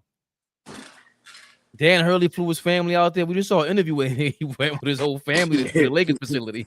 The son said, "I'm not going." So this has to listen. Let's take Gilbert for his word, right? This has to be one hell of a show that Dan Hurley put on just to get more money out of UConn. I don't know if he's going there now. We talked about this already, though. We talked about this. No, not that in particular. I'm saying what Gilbert is saying.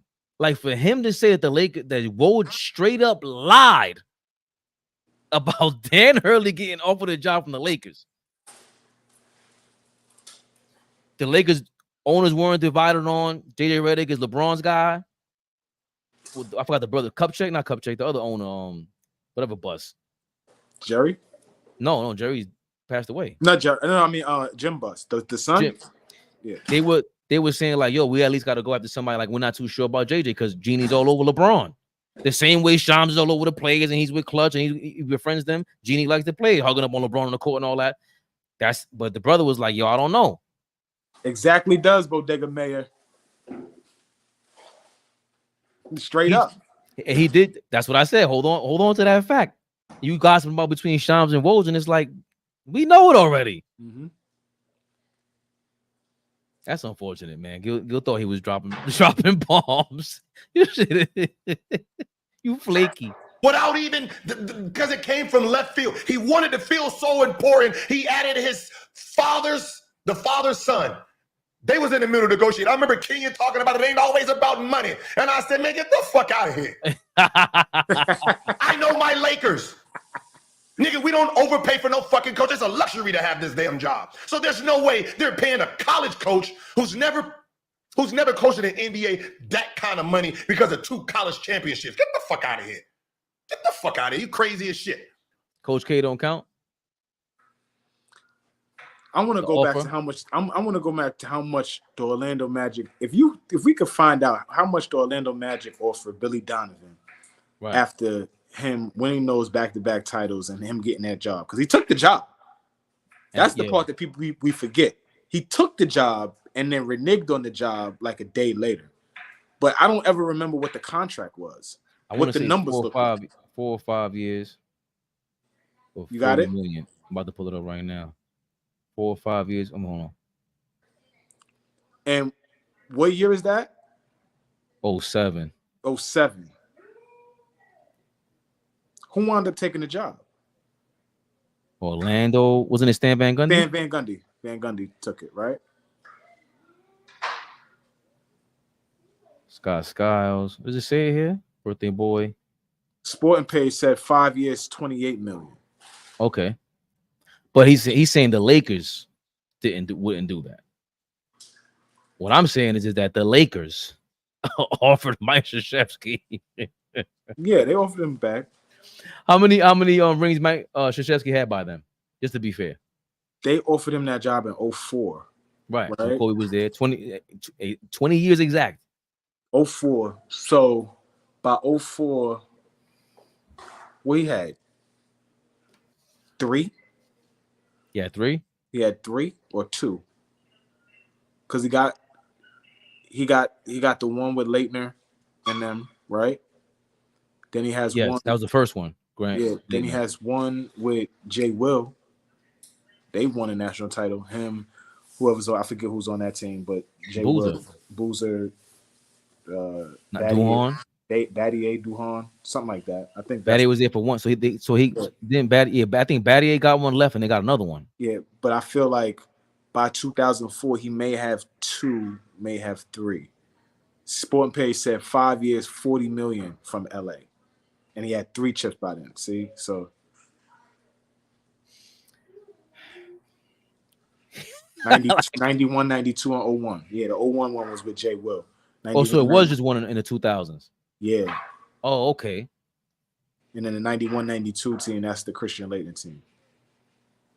Teams. And Bobby Hurley. Grant Hill was in the Grant Hill. Both of them. Grant Hill was younger too. He had to be there for both of them because Grant Hill and Laettner built his career. Yeah, but Grant, it's wild because Grant stayed 4 years. Yeah. 4 years. Yeah, because Grant is in the 94 draft. 93, 94? Yeah. The 94 draft, yeah. No way. Because Penny Hardaway was in the league at 93, 94. It was 92, 93. He's co-rookies of the year with Jason Kidd, 92, 93. Penny got drafted in 94. 93 draft, Grant Hill and Jason Kidd didn't come in the league. It's the 94 draft. That Penny come in the league. You're right. Wait. No, 93. Penny came in the league before them. The 92 is Shaq, number 1. Number 2 goes Zoe.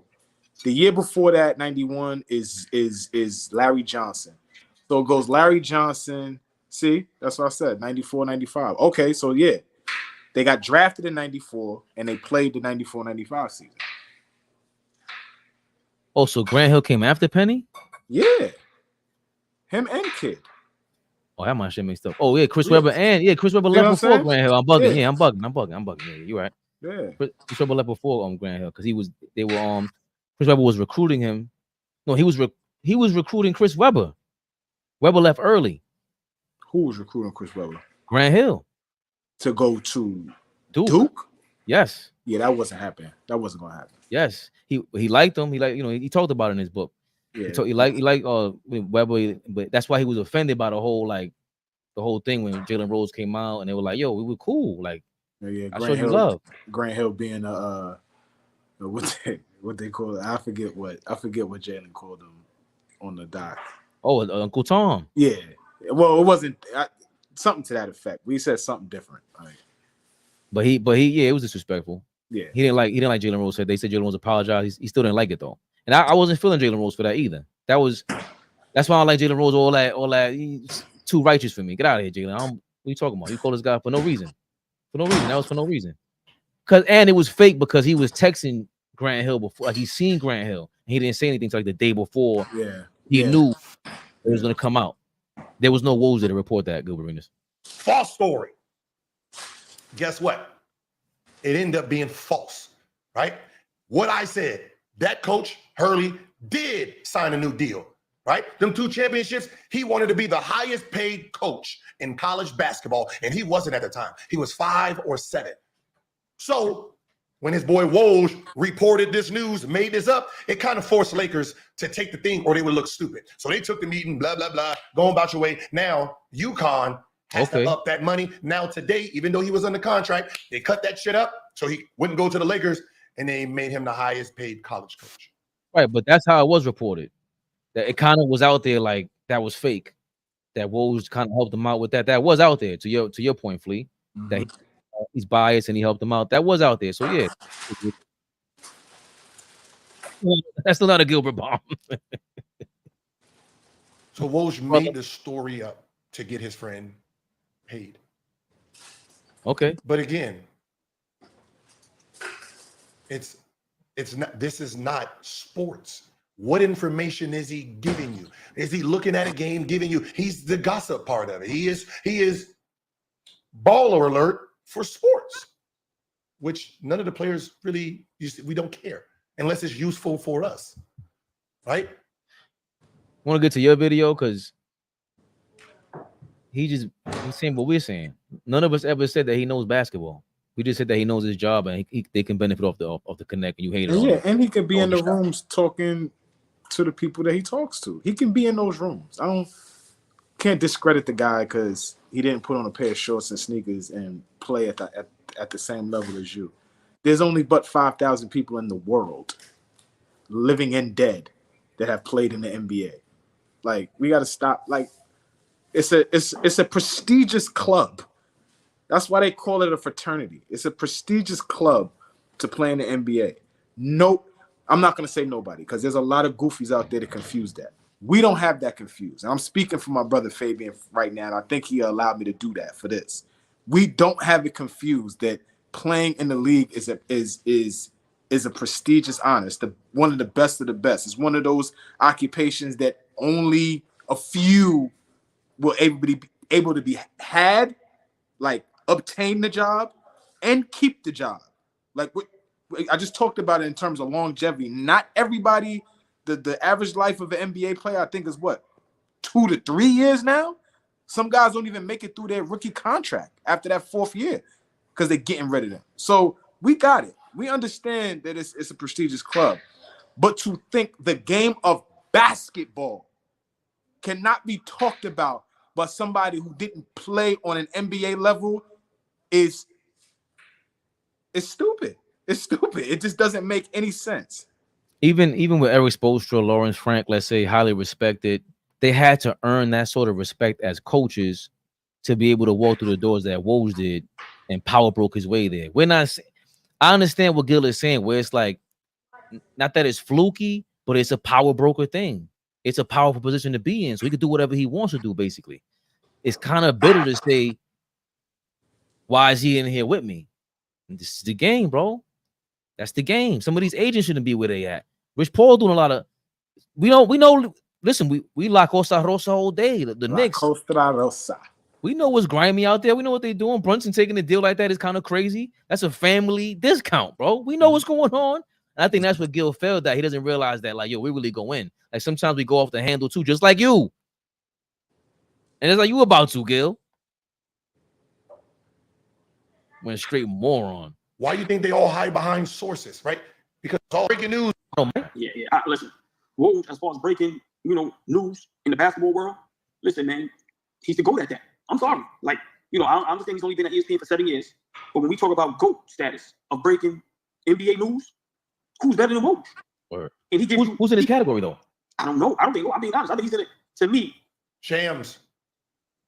Yeah, I was just throwing it out there to start conversation, right? Clearly, Shams, but like Woj, I guess, is somewhat innovative, but I think people relinquished the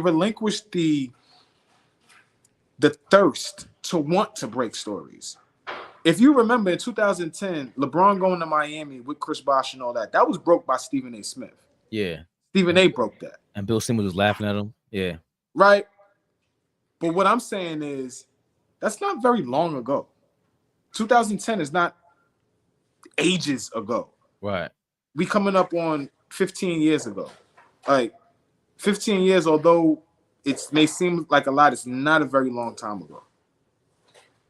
So what Woj has been doing over recent years has been, I don't know if it's innovative, but it's iconic.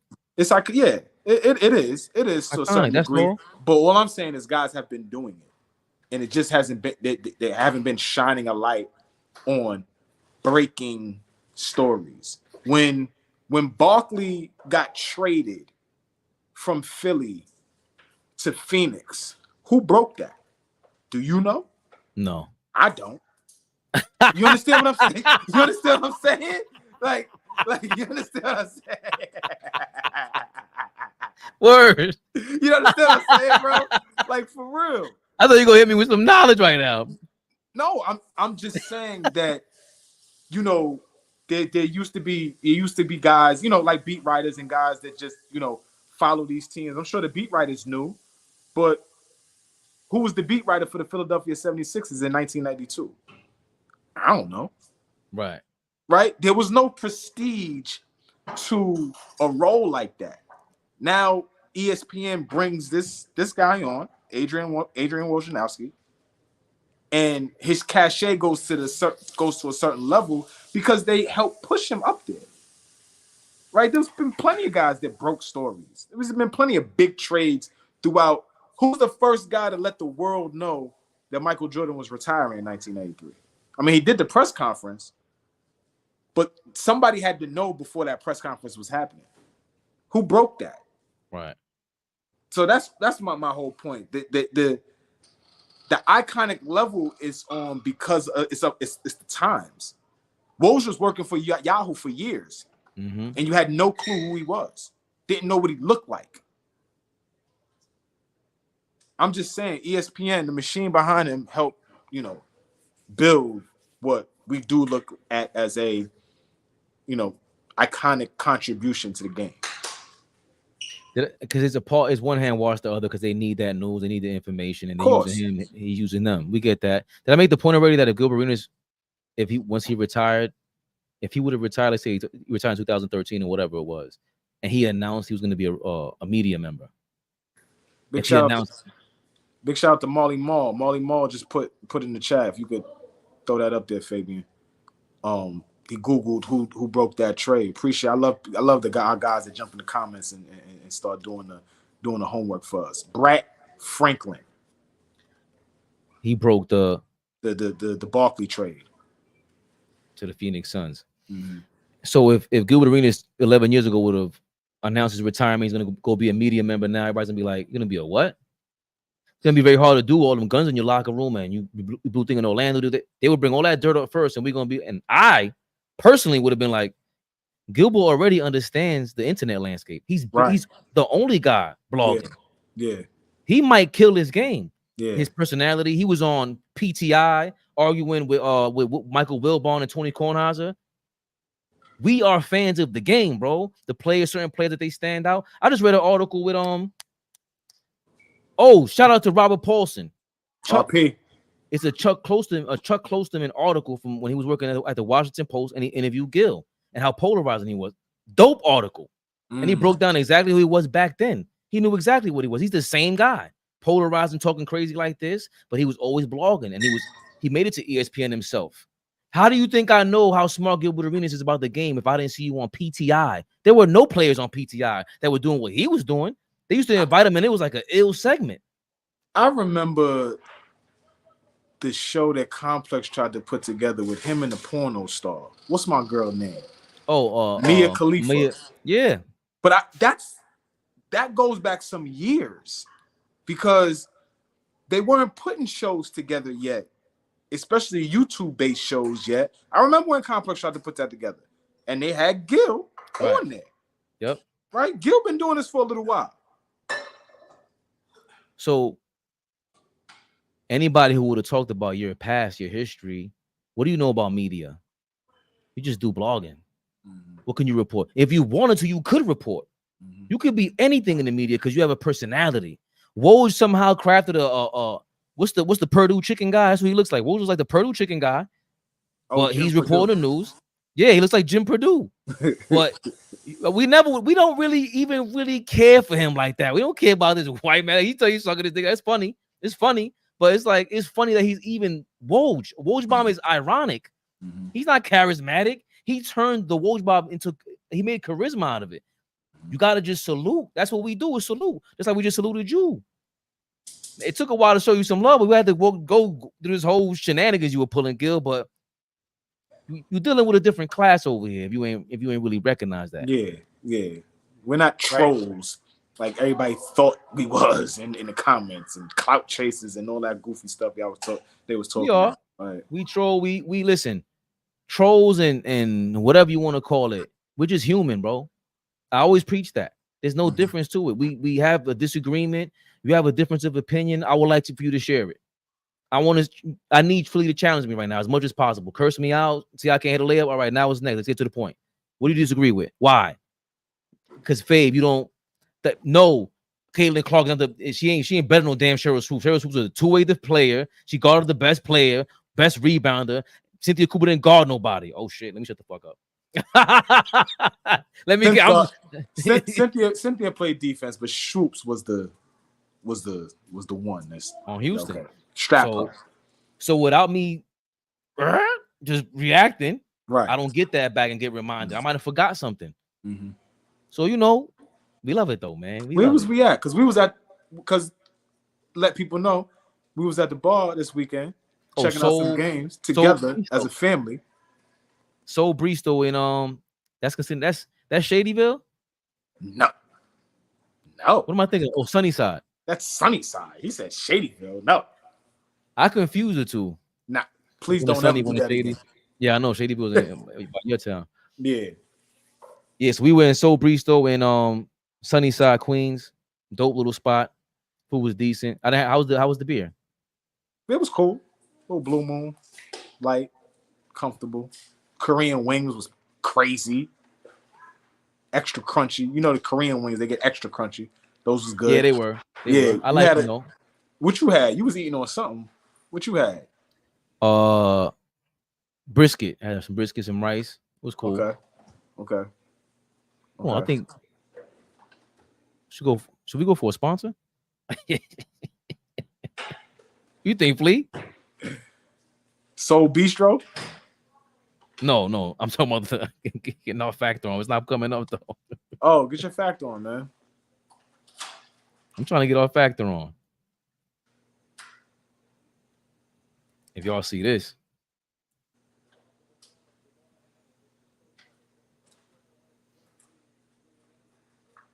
But yeah, Soul Bistro, we were there chilling. Glad to see when Flea came in town. That was amazing. Yeah, in and out. If I want to squirt or take it a fat burger. If I want to squirt or take it a fat burger. What you say?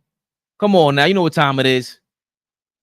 If you want to grow on YouTube, your greatest enemy will always be the metrics on your studio dashboard. What? That is the wrong reading. Why'd you smoke the read like that, man? I'm sorry. And I'm always complimenting you on your reads. You just smoked that. Let's get back to it. There you go. Warmer, sunnier days are calling. Let me rewind that. Warmer, sunnier days are calling. Summer's over. Fuel up for them with Factors. No prep, mess meals. Meet your wellness goals in the summer thanks to the menu of chef-crafted meals with options like Calorie Smart, Protein Plus, and Keto. Factors fresh, never frozen meals are dietitian approved and ready to eat in just 2 minutes. So no matter how busy you are, you'll always have time to enjoy nutritious, great tasting meals. Make today the day you kickstart a new healthy routine. What are you waiting for? With 35 different meals and more than 60 add-ons to choose from every week, you'll always have new flavors to explore. Crush your wellness goals this May with dietitian approved meals and ingredients that you can trust. Make your day delicious. From breakfast to dessert, stay fueled with easy, nutritious options. Treat yourself to restaurant quality meals that feature premium ingredients like filet mignon, shrimp, and blackened salmon. Keep kitchen time to a minimum. Factor meals are ready in 2 minutes. No shopping, prepping, cooking, or cleaning up. Enjoy effortless support for your lifestyle. Choose from 6 menu preferences to help you manage calories, maximize protein intake, avoid meat, or simply eat well balanced. Head to factormeals.com/ABTV50 and use code ABTV50 to get 50% off your first box plus 20% off next month. That's code ABTV50 at factormeals.com/ABTV50 to get 50% off your first box plus 20% off your next month while your subscription is active. All right, you killed that, Reed. You killed that. Thanks, Reed. man. You killed that. You think so? You did. You did. You killed that, Reed. Get your factor on, y'all. ABTV50. All right, let's see if Gil. So at some point, we got to go to sleep, Gilbert. ESPN was gonna pay Shams more, so that motherfucker, your favorite, the GOAT, jumped out and retired. Because he was getting undercut by every story. Every story. So that's the Bochincho. This sounds a little personal. He just ran with the fact that he thought we were just nut hugging Woj, like Woj didn't do his thing. He undercut. Yeah, but that's now that I told you this is probably the third time I'm rewatching it now. This sounds a little personal with Woj. Yeah, because the players don't like him. Number one, number two. That's how he talks. I'm talking about him. Mm. It sounds personal with him. For that, he ain't a player right now. Mm. He ain't a player right now. I'm talking about specifically him. It sounds a little personal. We gotta do some homework. He was getting undercut by every story because Shams got the direct. How many what? How many articles has Woj written on Gilbert throughout his career? Or maybe it's Peoples. Okay. Okay, Woj is the guy that broke that gun story. Okay. That jogs my memory. That sounds right. That sounds right. That makes sense. So then this is really a little bigger than Allball and us. This is really just a catalyst for him to get his stuff off on Woj without doing it on his show. Right. Which, all right, so let's get into that for a second. Thanks for that, Molly Mall. I would be upset too. Because, okay, I brought guns to the locker room, was gambling and all that, but if I'm Gilbert, even though I'm reckless about life and the way you talk, the way you walk, everything about you is reckless. I could tell. We in the locker room might say some dumb shit. I could tell somebody tried to slap you before. Without even knowing any story, somebody tried to smack you before, Gil. 1000%. But he knows that wild shit was going on in the NBA and the way they treated him. If I'm not mistaken, he had the one up on David Stern, and they used it against him, against the union and everything. He had the one up with the rule, like, yo, that doesn't mean that I broke the rule. You're making that up right now, trying to pit the union against me, whatever it was, and they loopholed their way out of the money, the suspension or whatever it was to go, and then he got shipped to Orlando or whatever. Something to that effect. If you're watching this, you're gonna quote it, be like, "This is the real story, sure. This is how it really went down." Whatever. But I'd be mad at Woj too, because now you're promoting one side. Again, you front office heavy. What I say. Like, there's two sides to this, and it would have been cool if he would have built relationships with players as well. Now I don't know if he doesn't or he does. But it would have been cool for him to build public relationships too. Shit. Since you such the man. But Woj, if he was in Washington, that means he worked for the Washington Post, and the same Washington Post was where Tony Kornheiser and Michael Wilbon worked at. And you were on their show on ESPN. That's what I mean. Like, okay, you rock with whoever rocks with you, and you don't rock with Woj, but that's the way of the world. I think a lot of these guys are very far removed from reality, like the normal 9 to 5. That shit happens everywhere, bro. We have work snitches. Like, we have them, bro. We deal with the same though. He's gonna tell. The people who you can talk to at the job and the people you can't. Yeah. I'm talking to grown men, Gil. we done been everywhere.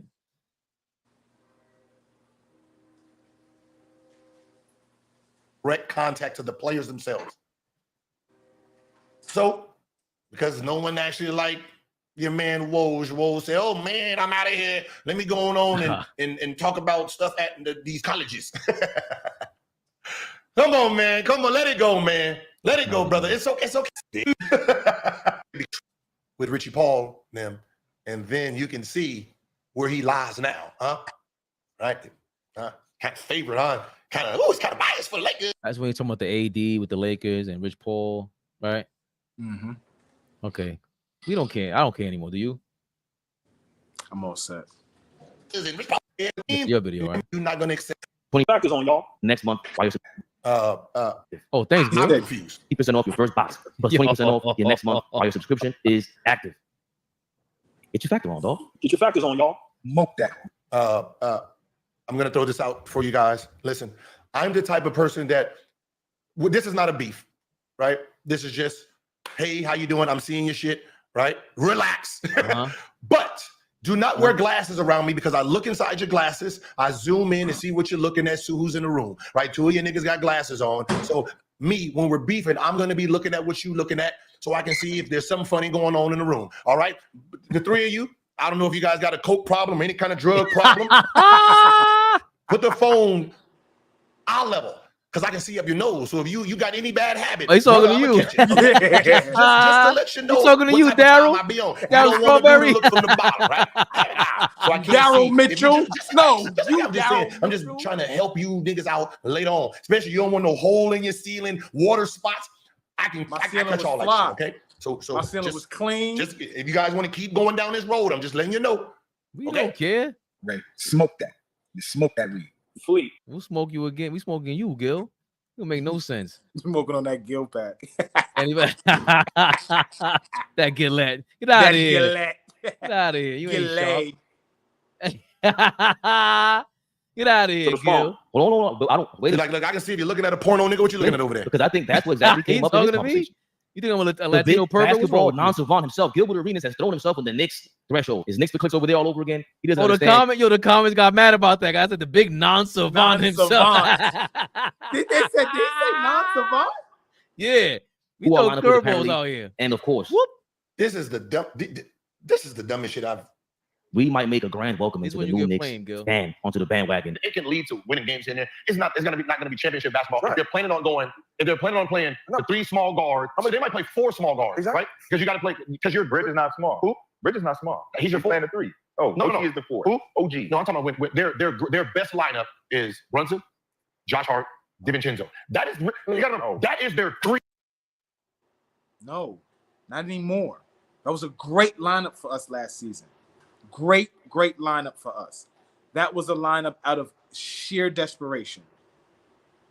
Bro, we are watching him watch us watch them. This is what we do. This is bananas.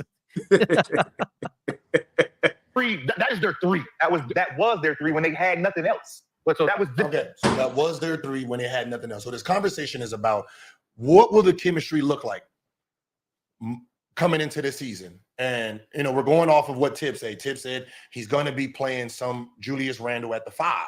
And the reason he wants to play Julius at the 5 is because most likely Josh Hart, DiVincenzo, Bridges, or OG. I don't know what button you pressing, but something. And JB, right? He has to try to figure out, we were successful last year with this group. Now we have all this talent coming in. How do I make it work? That is the point of this conversation. That's it. That was the only thing they had. So when you're talking about Talk to him, Shotty. now you got no offense. Wait, what was that? Hold on, real quick. I love what Rashad McCants is doing because what he's trying to basically tell Gilbert, get out of here, bro. I was the only one up there talking about how good these guys gonna be. Y'all see your man. Yo, all ball gets on his super nerves. uncomfortable Brandon Jennings because he's a Knicks Nova Knicks hater. And then now you got Gilbert Arenas trying to steal Rashad McCants down because when the Knicks is popping, Gilbert Arenas gonna try to act like he was on the bandwagon. No, get out of here. I think publicly I said I have them either 3 or 4, You did. maybe 2. You did. I literally did say that. Okay. So big shout out to Rashad McCants for about to put Gilbert Arenas in his place. Get out of here, Gilbert. You say something, please? Keep playing it. No, I was just big shout out to Rashad McCants, but Yeah, Miguel Bridges and yeah, OG. he ain't like that. Yeah, he ain't like that. OG is At least offensive for life. That's what he. OG's an offensive rebounder who had 1 offensive rebound. That's Hart makes up for a lot of. Yeah, For the second he team, makes up a lot of. That's Hart. For the second team, that's Hart. For the second team, But for the second. how good is that for the Knicks to just have guys like DiVincenzo, Josh Hart now shifting the role and then embracing those roles? So what Gil's saying is if we play 3 small guards, we still got one of those guards that's an offensive rebounding guard who plays like a 6'8". Now if we sub him and bring the 6'8" nigga in, he don't rebound like that, but he now scores better than Josh does. We have options that other teams don't have. That's what you're talking about, a guy. See, so all of this whole conversation is there's no facts until the season happens. So we're going off of what we think is going to happen. Right now, the only facts we have is projecting. The Nova Knicks outside of Bridges played fucking well last year. I've said it the whole time during here.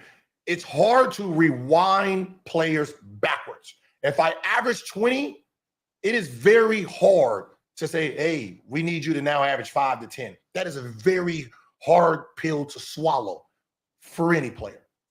That's what this conversation is about. There's no New York hate besides Brandon, because it's a beef between him and Rashad. 13, 15, 17, 14, 13, 15, 18, 13, 11, 8, 8. You talk about rebounders now. You put him on the bench. Now he has bench time. Right? This is starter time. So him coming in. Why was it starter time? Because the team's hurt. So he's not going. Where's the elbow? No, I'm just saying thank you because Gilbert Arenas is once again he puts his own foot in his mouth. Pause. It's like, yo, bro, you don't even watch the Knicks. Let's be for real. Rashad McCants, you can tell watch the Knicks. Gilbert, you don't watch. Rashad was a Boston Celtics fan last year. We know. His new team this year is the Knicks, which means he ain't watched one game yet.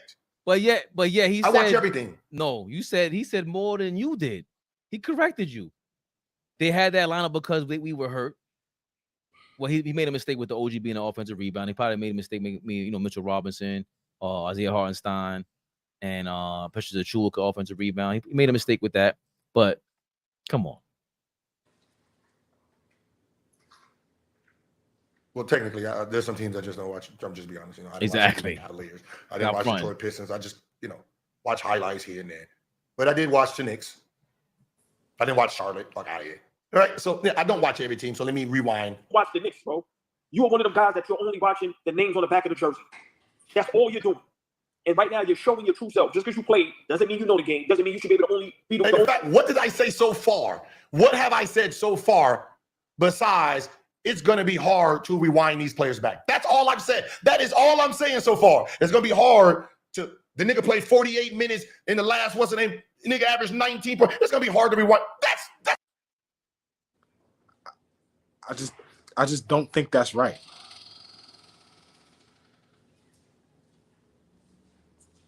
Ray, can you hear me? Yes. Yeah, I just don't think that's right. How are you about to act like you're about to ask NBA stars or NBA all-stars to take a back seat because guys are coming back? You're asking role players to go back into their natural roles. What are we talking about? He goes on to talk about Lynn Sanity. And when Melo came back and Amari came back, bro, that was a 2-week span. People forget that. That's the thing that bothers me about that.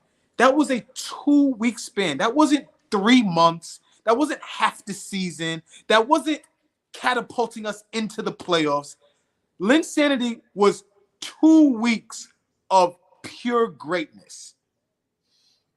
It is not the same thing as a full season, 50 wins. We figure out ways to win. Completely different. But I agree with what he's saying. That is normal. You got Carmelo Anthony is a superstar. I want to call him a diva, but he acts like one. He throws his weight around. He does that. We're talking about asking Josh Hart, Dante DiVincenzo to go back into their natural roles, which they have been playing their entire life. Well, that's why I'm be careful with that, because DiVincenzo is pretty much a bench player his whole career, right? He just starting last year, 63 games. Before that was 36. And before that, he was a starter in Milwaukee for a year. And for part-time, and right. So he's majority of his career, he's coming off the bench. Correct. Now, Josh Hart has started a lot in his career.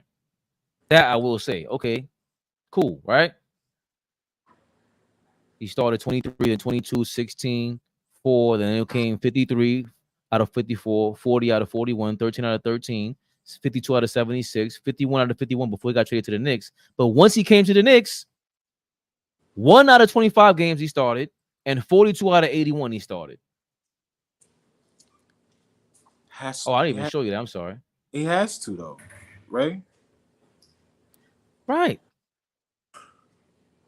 So the part that he doesn't understand is, or what he's missing, is that when you talk about a team chemistry, we're built on the chemistry. You can't. Josh Hart doesn't easily fall into the bench without having chemistry.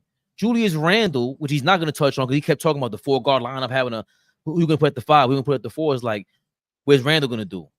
Randle, go ahead. Tibbs, take Randle off the bench. Make Randle a bench player and see how that works. That's what you need. That's comparable to what you're saying right now. Getting that type of adjustment would be insane. But to ask DiVincenzo to cut his minutes in half, to cut Josh Hart's minutes in half.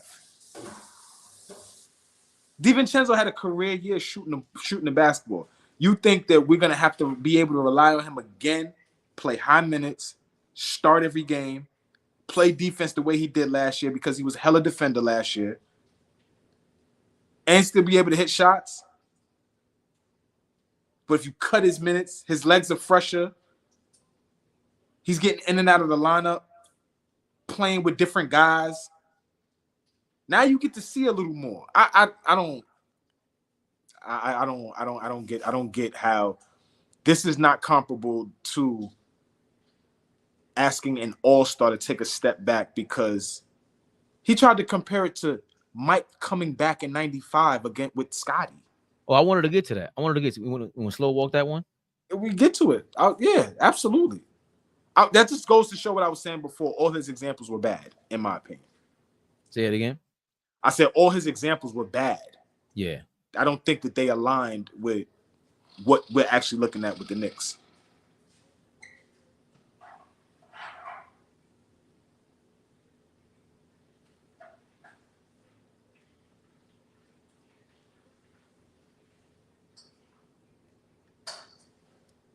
Look, he didn't like the way Two said stupid. Oh, my fault. They tried to say something. Everybody knows 48 minutes in the last, what's the name? Nigga averaged 19 points. It's gonna be hard to rewind. That's all. That's the only point I've made so far. But the problem is he's anti-me. So it's because I said it, he's already going against it. He's not even trying to understand what I'm actually saying. only want to talk about the game. And right now you're looking very stupid up there because you don't watch the Knicks. So you can't comment on what lineup is better, what's this, what's that.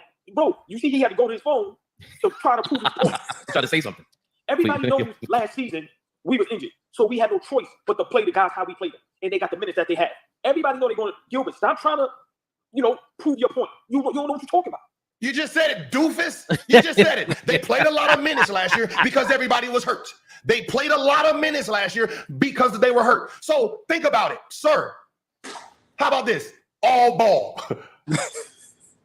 If these two niggas wasn't here and it was just you,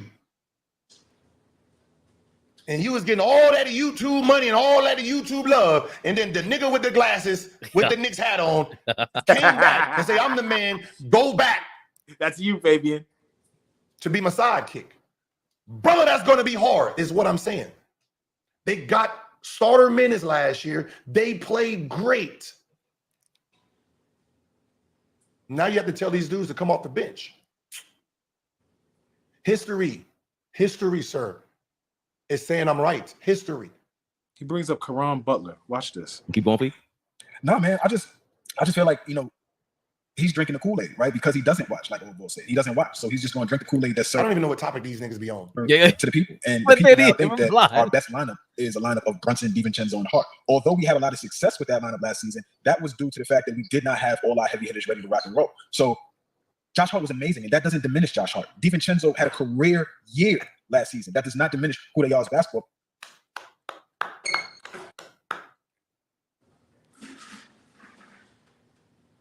players. My only point with that is that now we do not have to rely on them as much as we did last season. We do have slightly better players. If I'm gonna go down the stretch and look, and OG is playing at a high level, I think OG's highest level is a little higher than Josh Hart's. Just in my opinion, I think it is what it is. Josh Hart's a great player, but I think OG's highest level is slightly higher than Josh Hart. We getting a guy like Mikal Bridges, who is already 6'8", 6'9", right? Already a high 40% three-point shooter, right? He's shooting over 40% from three. So we getting a guy that's going to knock down shots. Well, we got to replace DiVincenzo because he hit a lot of shots. Yeah, we're going to have guys that's going to hit shots. Like, I think we have a lot of good problems. And for him to a lot of good nigga, you just said the same thing. You said what I was saying. That's not what he was saying. No, you didn't. Josiah, Yeah, that's not what he was saying. You're saying Josiah said it. You're saying what I'm saying. No, you're not.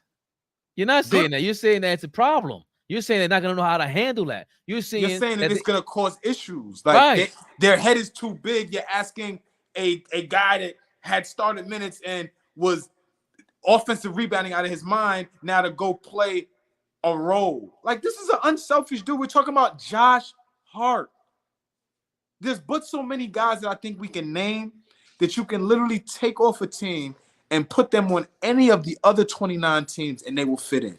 Josh Hart is one of those guys. OG Anunoby is one of those guys. And Mikal Bridges is one of those guys. We got 3 guys. We got 3 guys on our team right now that you can literally take off of our team, put them anywhere else on any team in the NBA right now, and they fit with the things that they bring to the basketball court. They will fit. I'm gonna hold on to my point because I'm gonna eat to him. Problems is not this is where being a bat, this is when you're playing the game, this is where the information from the player is more valuable. Help me. Than yours. Help me. Let me hear you. Minimize it just to those are the 3 guys that we're gonna have to attach. I've been in the locker room 10 years. What did your 10 years of experience tell us, Gil? This. Of you doing that dumb shit. Other players step up. These players step up. Watch his bag. Get their value high. And then the star players come back. And then you tell the guy that he has to go back to the position he was before. I can't tell you, my guy, that is perceived well. Not one time in the 10 years I played. Keep in mind, we talking about Josh Hart and DiVincenzo, y'all. Keep in mind. Keep in mind. Keep going. Keep in mind. That's what we're talking about. Look at the guys he names. Think about what I'm saying. Listen to the guys he names. Was it perceived well? Huh? New York? When Melo was out and Amari was out, and then this guy came in by Linsanity and caught fire? 2 weeks. Huh? And then when the King came back, what happened? What happened? Over. Shut this shit down. Yes, because there's no, and it was shut down. Let me remind you, Gil. Be honest with the people. Melo and Amari coming back was not what shut down Linsanity. Mario Chalmers, LeBron James, Dwayne Wade. If you don't remember the game when Linsanity and the New York Knicks went down to Miami, and that Miami team was licking their chops to guard Jeremy Lin. They were fighting over who could guard him. That is what ended Linsanity. Not Melo and Amari coming back. As soon as they snatched his confidence, it was gone. And it never came back. You don't believe me? Fact checking. I wasn't there in the locker room, but I remember. As fans, I was at a bar on 14th Street. Hype. Melo came back. He gonna have Lin's back. Maury gonna have Lin's back. And nobody did nothing to LeBron and D Wade. They let him punk Jeremy Lin. I always stand by that. They was in his stuff. When I talk about in his stuff, he couldn't get to anything that night. And I mean, he couldn't get to a thing, Fabian. All his stuff that he was getting to for 2 weeks, he couldn't find it. So now imagine a player like that loses that much confidence, that just had all the confidence in the world for 2 weeks, loses all his confidence. Who's gonna have an issue with him in the locker room trying to lead Melo? Yo, Melo, give me the ball. He didn't have the balls to say no shit like that after that Miami game. They probably would have smacked Jeremy. Like, yo, get back to your locker, bro. Yo, go pick up some general tackle. I'm gonna chill, Gil, because I just wild out. I ain't got enough money like you do to get kicked off YouTube. Okay, Papa? Damn. That was a horrible choice. But I do understand explaining, again, the psychology of players. We appreciate that, bro. I appreciate that you admit that that's how you would feel. You, Jeremy Lin, we get out. Yo, go. You going to the bench, bro. What the hell you talking to, Jeremy Lin? I get it. Melo's saying the same thing. Bravado, he's throwing his weight around. We get what you're saying, but that, it's not the case with Josh Hart's going to throw his weight around with Jalen Brunson. DiVincenzo going to throw his weight around with Jalen Brunson, with Bridges, all NBA, all defense. That guy. And let's not to mention, Fabian, these are guys that have played with each other since they was 18 years old, 17 years old. We've done something that is not usually done. We recognized that they won multiple championships together on the collegiate level. They were coached by one of the best coaches of all time. I don't care what anybody says. If Jay Wright comes a calling, by Tom Thibodeau. That's another story for another day. But to go and get those guys and have the forward thinking that, okay, we put them on the NBA level. All four of them are excellent NBA players. Brunson is going to be a perennial all-star going forward. Mikal Bridges is an all-NBA defender. Josh Hart is the definition of a Swiss Army knife, the utility guy. When you go into the book and look at what a utility guy looks like right now, Josh Hart is face is right there. And then Dante DiVincenzo is exactly what a 3-and-D guard looks like today. Can really shoot it. Is not that lockdown defender, but plays great team defense. Cuts to the basket well, knows how to play the game. You got four guys like that on your team that have had success in winning together. This is a no-brainer. Low-maintenance guys, non-divas. You don't get that all the time when you put four guys together. You don't get that all the time. One of them is usually a diva. One of them usually can't get out his own way. All our guys are unselfish. We're not going to have that problem. I don't care what anybody says. And I do want to say, okay, I agree. It is normal for the star player, if they were in that position, to come back. If it was Randall last year, would have been normal for us to witness Randall having a problem with Brunson or any other teammate. That wasn't the norm for us. We were wondering, like, he still got that little bit of back of his mind. I know how we started the year off. He's starting to, but we've seen him beef with IQ, beef with everybody. He's an emotional guy. Yeah. And time he sucks. He gets out of it. He gets in his own head. But then we saw him say, this is Brunson's team. He's the leader. Then we saw OG get here, the floor spread, and Randall did not hog the ball. The floor spread was a different Julius Randle. That's the part you're missing. That's the part you're missing. That what also happens on normal championship teams is that people sacrifice. Yes. Normalities. Josh Hart is back to his normal position on the Knicks. DiVincenzo is back to his normal position intended on the Knicks. That's the part you're missing out on. Also, here's the abnormality that you're continuing to focus on. Because, yes, it is an anomaly. It can be an anomaly for you. Let's say it is an anomaly. These guys playing or getting all this playing time, they got to go back to the bench. Okay, it's an anomaly. You know what else is an anomaly? Jalen Brunson taking $100 million pay cut. That's an anomaly. It doesn't happen every day. Doesn't happen every day, but guess what? It happened twice on his team.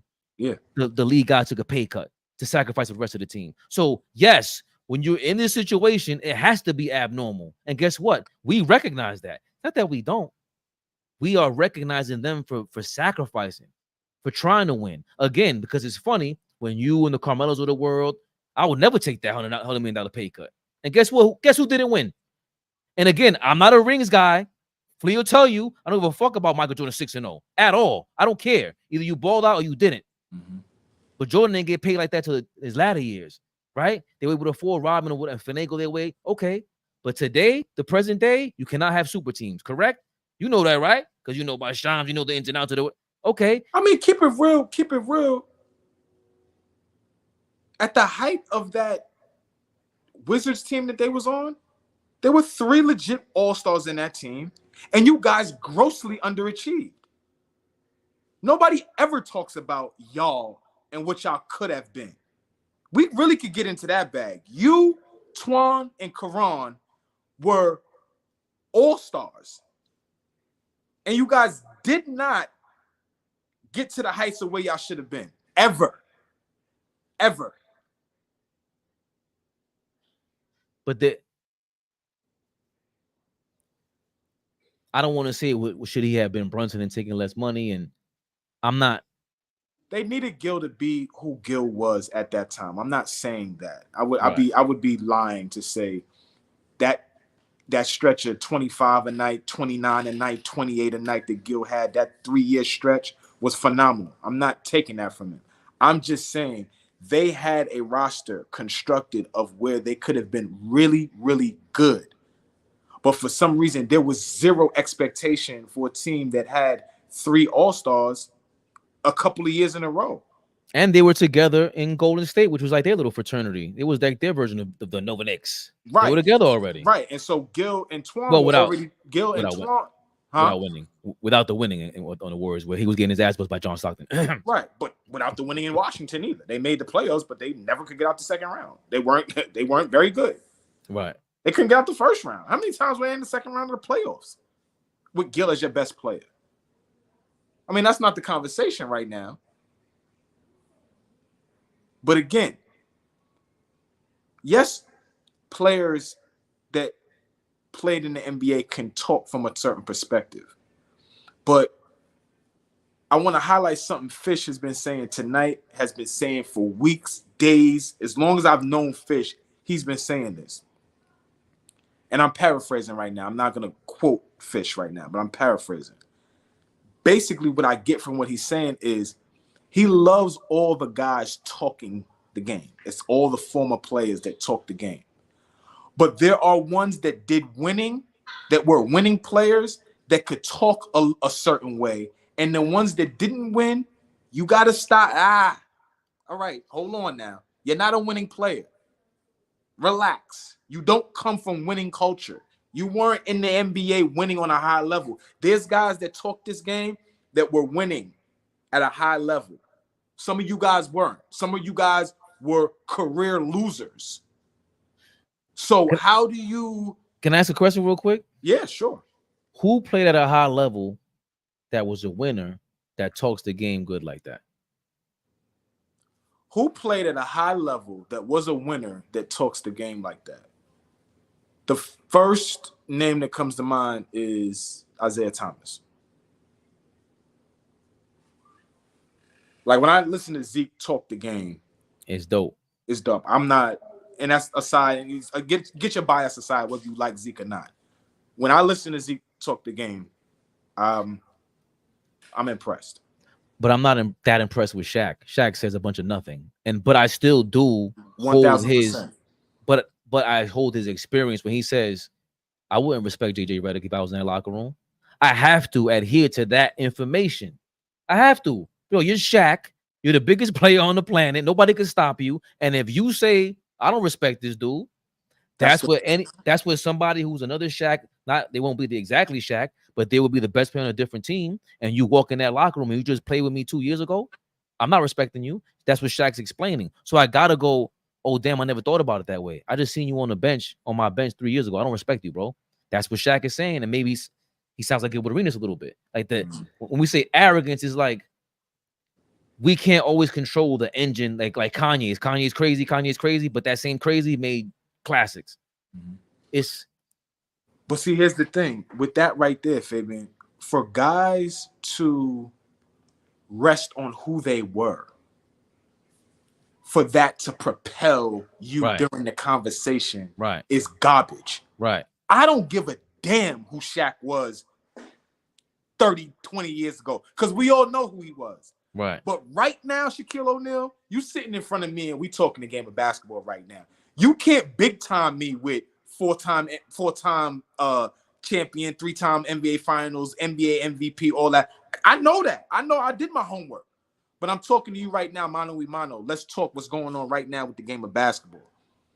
That's what I think it gets confused by those guys that can't really talk it. Like a Shaq, like a Barkley. Like there's guys that have that. You don't think Barkley could talk the game? I'm not impressed with him on talking the game. Okay, so that's my point. I'm not impressed, but other people enjoy him, right? But I don't think he's entertaining. But I don't think Barkley is who is the Barkley of that? Like JJ Redick was on his way of being there, but he still wasn't Barkley in them. And my thing with Gilbert Arenas is that, bro, we look to you. When I love the insight when I say you would hate that I say Kobe Bryant's kind of overrated defensively. Like what you mean? Like he wasn't Jordan. He wasn't Bruce Brown on him. Like he was just, to me, wasn't lockdown. So for Gilbert Arenas to come on, show the video where he was busting Kobe Bryant, he couldn't guard me. He was okay defensively, but he certainly couldn't guard me. And he broke down why. So it was like, oh, okay, I wasn't bugging. Not to say that I'm right or you're wrong right now, but he's giving insight on when he play. I'm watching that. It's exactly what I thought it was because it's harder for him being that build. He's not Mike. He's not strong. It's just different. T-Mac could have played better defense, but he didn't give the effort Kobe did, right? But that's besides the point. I digress. My point is that Yes, digress. Yes, digress. Because you try try you off. I'm trying to piss you off. No, you almost got us. You almost put the team up, Gil. Nah, you got me right now. You got me because I want to yell at you right now. Because you can yell. The nerve of you, a 12-time first-team All-Defender, you want to talk about he was overrated defensively? Yeah, he wasn't. That's garbage. Yeah, he wasn't. That's garbage. I was never that impressed. Like when we saw Gil, lockdown dudes. The same clip. I'm gonna send you because I can't get it to you right now. But the same clip of Gil going to get 60 on Kobe Bryant. That's the highlight of his life. Life, not NBA career. Life. I'm talking about coming out of the womb. Life. That was the highlighted. I'm sorry. I wouldn't say that. He was giving it to Kobe. It was multiple games. It wasn't not forget the 60 joint. I'm just saying. And come on, Gilbert was on fire at that point. Who really could guard him? He was just missing on his own. So that's really a bad example. He was a bucket getter. There's nobody on the face of this earth that is a lockdown defender that you're not going to get a bucket against. We're talking about the best of the best players. So if Gilbert Arenas, who was on a 3-year tear where nobody could guard him, and Kobe Bryant just so happens to have tough nights against him as well, I don't think that takes away from the totality and body of work. Yes, I got a 10-minute clip that I'm ready to send you right now of sitting in the chair, different guards from different eras, getting stop after stop after stop, turnover after turnover, bad pass after bad pass, bad shots, just in your stuff. We're not talking about a guy that played the passing lanes or just was a great, just had great instinct. He had the whole package as a defender, and he wanted to play defense. 1,000,000%, but that doesn't mean it was great, the greatest. Like the way people make it seem like it was the greatest. The way people talk about it was as if he was as good on defense as he was on offense, and I totally disagree about that. He was getting got, and again. What do I always say? He played more competition than he played Mike's babies. He's one of Mike's babies. He got to play against that. That's way harder to guard. Even the point guards were trying to be Mike. That's way harder to guard, right? Gilbert, one of them. Gilbert is an AI baby to me. AI moved from the point to the 2 guard. These are these point guards trying to be Mike. What kind of defender was Mike as a Wizard? Oh, come on now. Get Mike out. Mike got some nerve. We're going to talk about that. Mike got some damn nerve getting Jerry Stackhouse out of there. And making Richard Hamilton you talk about glazing. What was Richard Hamilton? What is wrong with you, Hamilton? You should have been cursing Mike the hell out. Jerry still hate him for that. Jerry to this day still pissed off at Mike for that. You should have punched him in it. We know Jerry's crazy too. No, Jerry's crazy. Jerry will knock you out. Kinston, North Carolina. Fish. Tell them about them boys from Kingston. Tell them they don't play. Brandon Ingram, Cornbread. Maxwell, right? Cornbread. That's Kingston bread. They don't play. They will knock you on yo. Does he have more to say about you? I just want to see you react. Right? All right, shut that shit down. Right? Pause it. Right? What I think he even went to say, if he's still on this team, I want out. That's rumors. I don't know if that's true. Right? And they had to move his ass on. Didn't that happen in your organization before? You talking about Melo? Yeah. Yeah, Melo hated on Lynn. We know that. No, he didn't. Lynn was not very good. I understand it, but Melo had a contract. He had a contract on the table, and J.R. Smith and Carmelo came out and said he ain't worth that money. They threw the crazy salt on your man. And they were right. In the long run, they were right. They were right. I was not going forward with Jeremy Lin as my starting point guard to start the next season off. It just wasn't happening. I was excited. We were a 2 seed next year. We talked about this ad nauseum. 50+ wins. I was excited about Jason Kidd, not Ty Lawson, was it Raymond Felton, Jeremy Lin, trio at the point guard rotating. That's what I was excited about. When you got rid of him, I'm like, yo, it's a poison pill contract. You could have traded Jeremy Lin if you wanted to that 3rd year. Daryl Morey's in Daryl Morey versus who at that point? Don't tell me it was Scott Perry. No, not Scott Perry. Scott Perry's my guy. It's the other moron that I always confuse with Scott Perry. I'm sorry, Scott Perry. I've been cursing you out for years. I confuse you for that other idiot. Oh, yeah, you know who he is. Steve Mills. Him. Probably him. Steve Mills. Steve Mills against Daryl Morey. Fleeced him. Dummy. Fleeced him? Dog. We got rid of him for nothing. That means they signed him for 3 years. They traded Jeremy Lin at that third season for Lord nothing. Have mercy, Fabian. Lord have mercy. Oh, bro, so you like Jeremy Lin? That's no. I'm saying you could bring him off the bench. I don't care if he's a second point guard off the bench. It's a 40. What do I say about LeBron last year?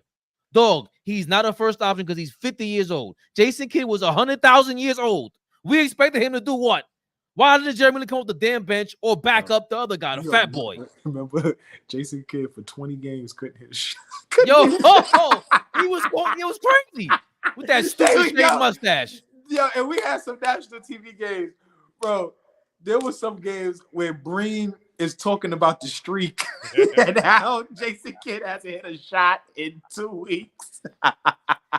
Jason Kidd is most definitely a sneaky Brooklyn ninja. Yo, big shout out to J Kidd, man. But that year in New York, man, he has some good times. But I remember a stretch where dude couldn't hit a shot. Like it was like for a month. He couldn't. And imagine Jeremy Lin just coming off the bench, bro. Your second or third, whatever you want to. I'm not saying to start. He clearly after that Miami show, I don't want him to start, but King Speech is saying it wasn't Mills either. Look it up for us, guys. If it wasn't Steve Mills, let us know. The GMs I remember, Scott Layden, Donnie Walsh. Donnie was definitely out of there. We missed one. Grunwald. Grunwald was there, and that makes sense. He was running the Rangers too, right? Yes. I forgot about Glenn Grunwald. Appreciate that, King Speech. I forgot about him. Come on, I want to hear Gil talk about Fleece. We could get pissed off. I almost got him with the Kobe thing too. You got me. I was ready. Lord have mercy. I was gonna play his when he dropped 60 on Kobe. He started the video off with that.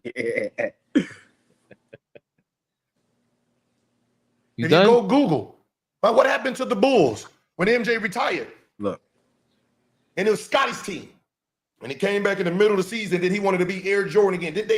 Didn't mesh so well when they first came back and lost to Orlando, right? It didn't seem well. They had to wait a whole year. Jordan had to reclaim his shit back, and then they came back and three-peated. But him coming back and Scottie Pippen, you got to go, no, that shit ain't perceived well, sir. You just compared Josh Hart to Michael Jordan. You big bozo. You big bozo. What are you talking about? What are you talking about, Gil? What are you saying? That's what I'm saying. What are you talking about? The examples Michael Jordan didn't retire. Julius Randle got hurt. He's coming back. None of these guys are Michael. What the hell are you talking about, bro? Yo, that's insane to me. Fabian, I was gonna throw my phone. I was in the car. I was like, is this dude making examples of Jeremy Lin,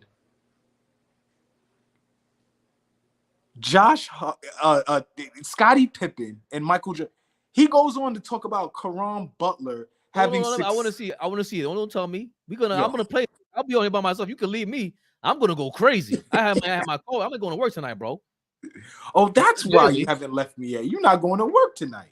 Bananas. Yo, all right. We know Russell and Katie. I gotta eat dinner and put my child. I told y'all know that one. You gotta do that. Get out of here. Go flee. We know Russell Westbrook. Look, listen. And the Lakers, we seen that, huh? You could go cook dinner, come back. I'm gonna be here. Let me see what he said. We know Russell Westbrook and the Lakers. We seen that, huh? And the Lakers? Russell Westbrook on the Lakers?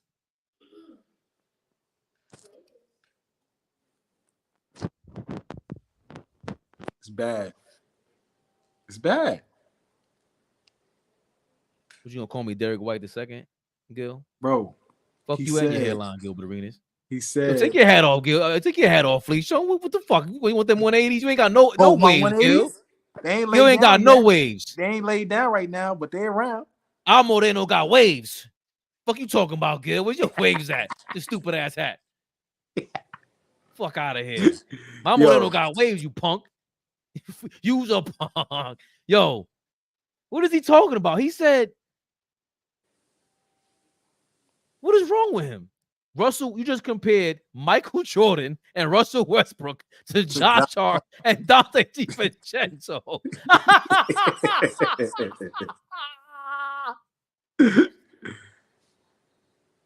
Oh, you reaching. This is why they go at it, him and Marshawn McCants, because they're both ridiculous. Yeah. And they both will go off, make some point that is mad wild, and they argue the point is just like, dog, and it becomes entertaining. It's wrestling. Homie was entitled. You talking about Jerry Stackhouse. Him and Fish are talking about Jerry Stackhouse right now. And Fish is telling him that Jay Stackhouse will punch you in the mouth. Fish pissed off right now because he's not letting nobody smoke. No smoke for Kinston, North Carolina. Nobody. You're not getting over saying anything about anybody from Kinston. Or we're going to show up at your door. Oh, shit. We seen the Knicks, right? What's the name is out? James Harden's the king. We then he comes back. We see how that fell apart, right? Right. Who? I don't know. He was bugging right now. You remember when what year was it? 0405. Kobe missed a lot of time. Caron Butler was playing very well. And then because I remember when they came to me, they said the story like, man, we was balling very well, man. Then he came back and said, hey, the captain's back. Everybody get back into their old positions. And then they was bumping heads, and then them two niggas got shipped out, and they got Kwame Brown over there. Okay. Kobe Bryant. So the start. So far. Kobe Bryant. So Josh Hart, or Donnie DiVincenzo. Josh Hart is Michael Jordan, Russell Westbrook, and Kobe Bryant. Yo, Gil, you crazy, bro? Yo, Gil is bugged out. Yo, Gil, you talk about us. Take that fentanyl out the bud, dog. In New York, fentanyl out the in New York, we got all kind of spots. Y'all been had the weed spots out there in Cali, bro. What happened? The fuck you smoking? Man. Nah, man. He said he's Kobe, Westbrook, and Jordan. No. So how you got us out the finals? We got Jordan on the bench, please.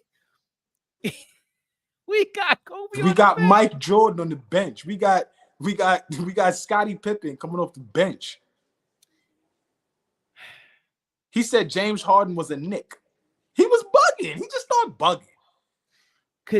Let's ask 0405 Caron Butler.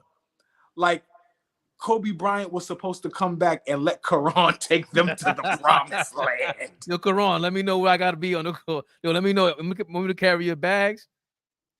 So you telling me, good? You just tell me if you want a Knicks, Josh Hart's gonna start beef if you would have started point guard. Josh Hart is gonna tell is gonna tell Tibbs, you can't start Julius Randle over me. You can't do it. You can't start our 3-time All-Star, 2-time All-NBA. The nigga that took less money for you to be here. For you to be here, Josh Hart. A guy that's 25, 10, and 5 in his sleep. He gonna tell Tibbs now he can't start. I'm gonna feel away because our NBA All-Star that he's coming back, he's gonna start over me.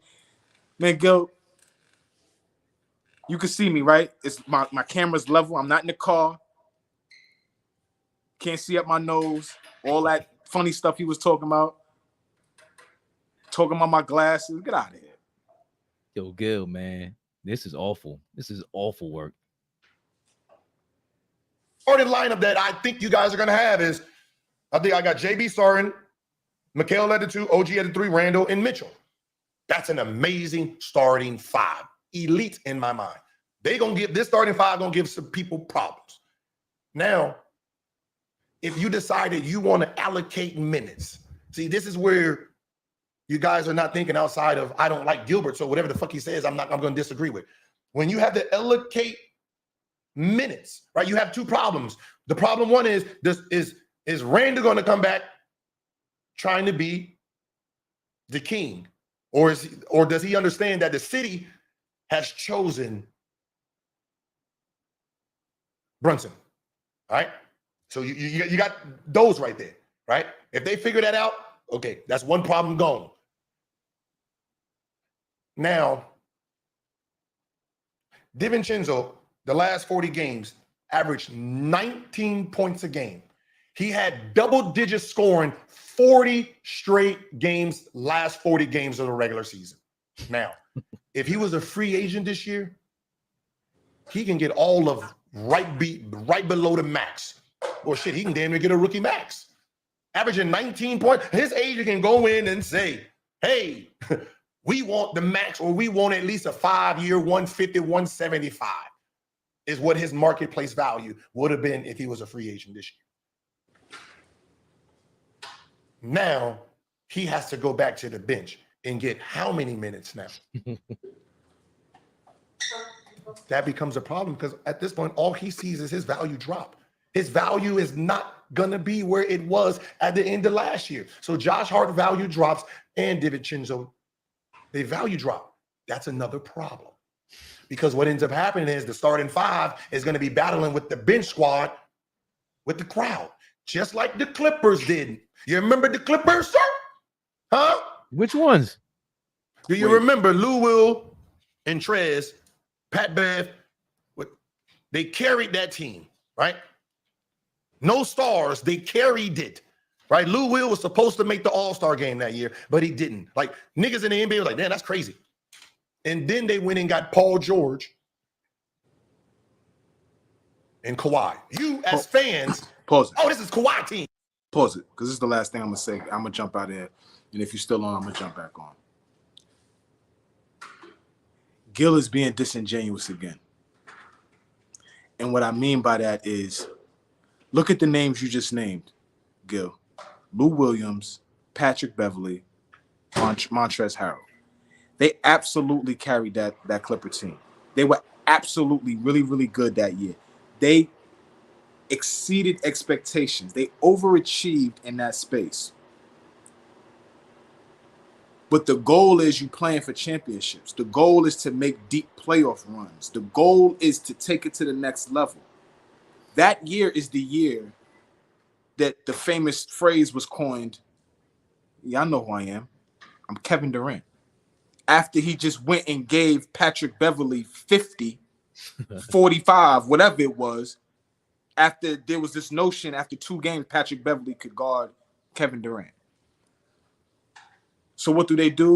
They go and get Paul George and Kawhi Leonard. 2 elite level players to help take them to the next level. That is what you do in this game that you know so well, Gilbert. You cannot exceed. We're talking about the New York Knicks now. Remember who we're talking about, Gil. We are striving now for something. We're playing for something. This is not just, it's cool now. No, we saw the success last year and we're trying to build on it. How you build on that is by playing your best players, putting your best players in the position to help us be successful. You do not, I understand it's going to be somewhat of an issue, but that's the issue that we deal with. We have to deal with that issue when we get, you don't start Mikal Bridges. You don't sit down Randall to appease and keep the chemistry between DiVincenzo, Brunson, and Hart. You're not going to win many basketball games like that next year. There's tape out on us now. There's a target on our backs now. We are not the guys that are just going to show up to the gym and nobody understands what the Knicks are bringing. We're going to come into the arena and guys are going to have a game plan scouting report for how do they stop the Knicks. And the first thing is taking the head out of the snake, which is Brunson. So, like, come on now. Come on now. Like I said, the other night, good problems, man. Good problems. So, Ray, I'm going to jump out. If you still here cooking it up, I'll see you in a few. I'll definitely be here. I listen to the rest of these shenanigans. Ray. Listen, man.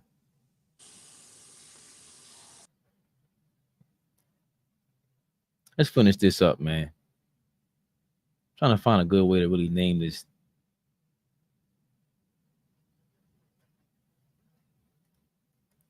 Destroying Gilbert Arenas.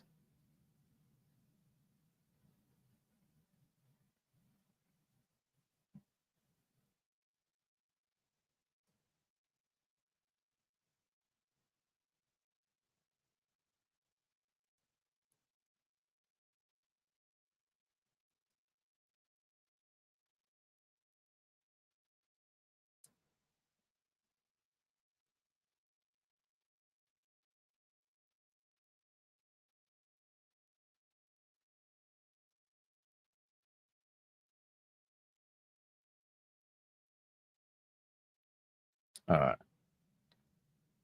Y'all cooking Gil up tonight. King's speech, I appreciate it. Shit, can go back to sharing this. He was just going crazy. Like, I don't know what he's talking about. He said Josh Hart. He said Josh Hart is Michael Jordan and Kobe Bryant. I played. I know. Oh shit, that's a problem. Oh, Lou Will and Trez, this is a battle. Trez and Lou earned the right with the team, and these two niggas is new, and y'all automatically gave them the keys because y'all paid them. Right. That was the battle. That's why it faltered. That's all I'm saying. I'm saying being in the locker room, this is about money also, right? As much as you guys think that a player like DiVincenzo will be willing to come off the bench to sign a 4-year deal for $5 million to stay there, nigga, you're crazy. They have problems, good problems, but they have problems. And I said, I don't know if Tibbs is ready for these problems. Just like Phil Jackson wasn't ready for Gary Payton and Karl Malone when they came over there. And Gary Payton was having a problem with Kobe in his space. And it was better to just say, you know what, Derek Fisher, you start. You play more. You're used to Kobe. Well, you know what? I see. That's what you don't know. My biggest critique of the Knicks, the person who has the most pressure on them, is Thibodeau. We said that as soon as the season. I said it as soon as the season ended. I don't like the way he divvied up the minutes. I really don't appreciate how he divided the minutes up. He didn't play. He wasn't planning on playing pressure to two and shoot against the 76ers. And he played him in game 3 when Mitchell Robinson went down. He was forced to play him in there. He gave Mitchell Robinson 30 minutes in game 1 and iHeart 20 minutes after Mitchell Robinson's coming back recovering from injury. Then the next game, he gave the opposite. He gave Mitchell Robinson 20 minutes, iHeart 30 minutes. It was like, why didn't you do this from the beginning? You know Mitchell Robinson's lingering around. Plus, you were going to play Precious Achiuwa, who's an athletic perimeter guy, perimeter defender. Same thing with OG. These are the athletic perimeter defenders that give Embiid trouble. And you went with iHeart. Mismatch. We saw it from the beginning. So when you tell me that Tibbs he's very stubborn. We're very well aware of that. Precious Achiuwa did not start game 1 against the Pacers. I'm peeved about this. Remember, Mitchell Robinson played, I think he missed game 1, played game 2, or vice versa. He played game 1 and he missed game 2. Precious Achiuwa missed game 1. He wasn't even planning on putting him in the 8-man rotation. They had 7 guys in game 1. Don't tell me about Tibbs, Gil. We know about Tibbs. You saw we blame him for Derrick Rose and all that and who else thing. Everybody. That's what we blame Tibbs for. We get it. We know. We know what we're up against. Tibbs has no excuse but to have an 8 or 9-man rotation now. We know that.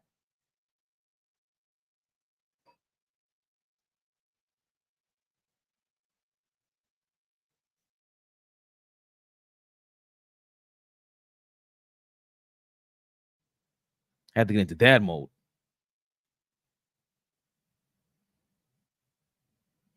This guy's really crazy. All that talent clash. Y'all horse too this coming season. That's not true. We're getting a guy that coming back. I said the other day in terms of how he gets it, but 25 and 10 is fucking 25 and 10. However you slice it, and that's coming back. That's coming back, and I think he's coming back with an attitude. I think he's coming back. Exactly, King's speech. DiVincenzo on the contract for 2 more years. That's what the Brunson deal I know you could speak better to this, Gilbert Arenas, right? You can speak to more even if you playing on Brunson's team and you're DiVincenzo, and you can say, sit there and look at Brunson take less money, and Brunson's looking at you like, yo, dog, you ain't gonna take a pay cut? You're gonna look at him like, no, I'm out of here. You need to trade me if we win the title this year, or we're doing well this year. I'm putting pressure on her. We know about this, the disease of more. Pat Riley talked about this. Nobody had a three-peat in the 80s because it's hard to win back-to-back, let alone 3 in a row, because people won't think they're bigger stars than what they are. Everything you're saying, Pat Riley talked about. And we didn't even win yet. And you talking like this. They're trying to make history, bro. That's the part you missing out on. That's the part that you missed out on in your career, big dog. If we keeping it real, you didn't want to be a legend like that. You wanted to be a yapper, a gunner. No pun intended. No pun intended. Brunson's trying to be a legend. I know to you, it's all fodder, it's fun and games. Your man is in New York City. The fact that he's copying Derek Jeter's style, he's talking to the media a certain way, very well prepared. They're brushing his image a certain way. We get it. We know what's going on here. Tom Brady, Jeter, we ain't fooling nobody. Brunson can't be perfect. Who knows what he does in his personal life? But he's presenting an image that way. He wants to keep it clean cut, wants to stay out of the limelight like that, or stay in the limelight with a particular image. We get what's going on, bro. He's also taking sacrifices so he can create a legacy here. That's what he's working on. That's what they're working on. It's not just Brunson. It's not just DiVincenzo. It's from top to bottom. You know this. CAA is with Woj, right? Woj is with CAA, correct? So that the whole company CAA. It's been CAA. Leon Rose met James Dolan through the LeBron trade when it failed. That's how they got Carmelo, because Carmelo was his agent too, correct? He gave us that bum-ass Bargnani from Toronto. I was mad at Leon Rose for a while. But yeah, Super CAA out here. That's our whole family. You think we don't know what's going on? These guys are trying to be legends. Legends. And you had a chance to be a legend as a player, and you still got a chance to be a legend as a media member. Because this is what you're doing right now. Do not think I don't appreciate it for 2 seconds. Because I know what this takes. I know you taking time out of your day to go holler at somebody, but you know what it is. You know what it is, bro. If you see me in person, it's the same deal. The same deal. Period, bro. We talk just like this. We love basketball just like you do, bro. But you got to show us something else. You can't show me this dumb shit you did today. This was dumb. I'm not gonna lie to you. These parallels you got going on. You said, come on, man. You compare Josh Hart to Michael Jordan coming back. Come on, dog. Look, listen to what you're saying.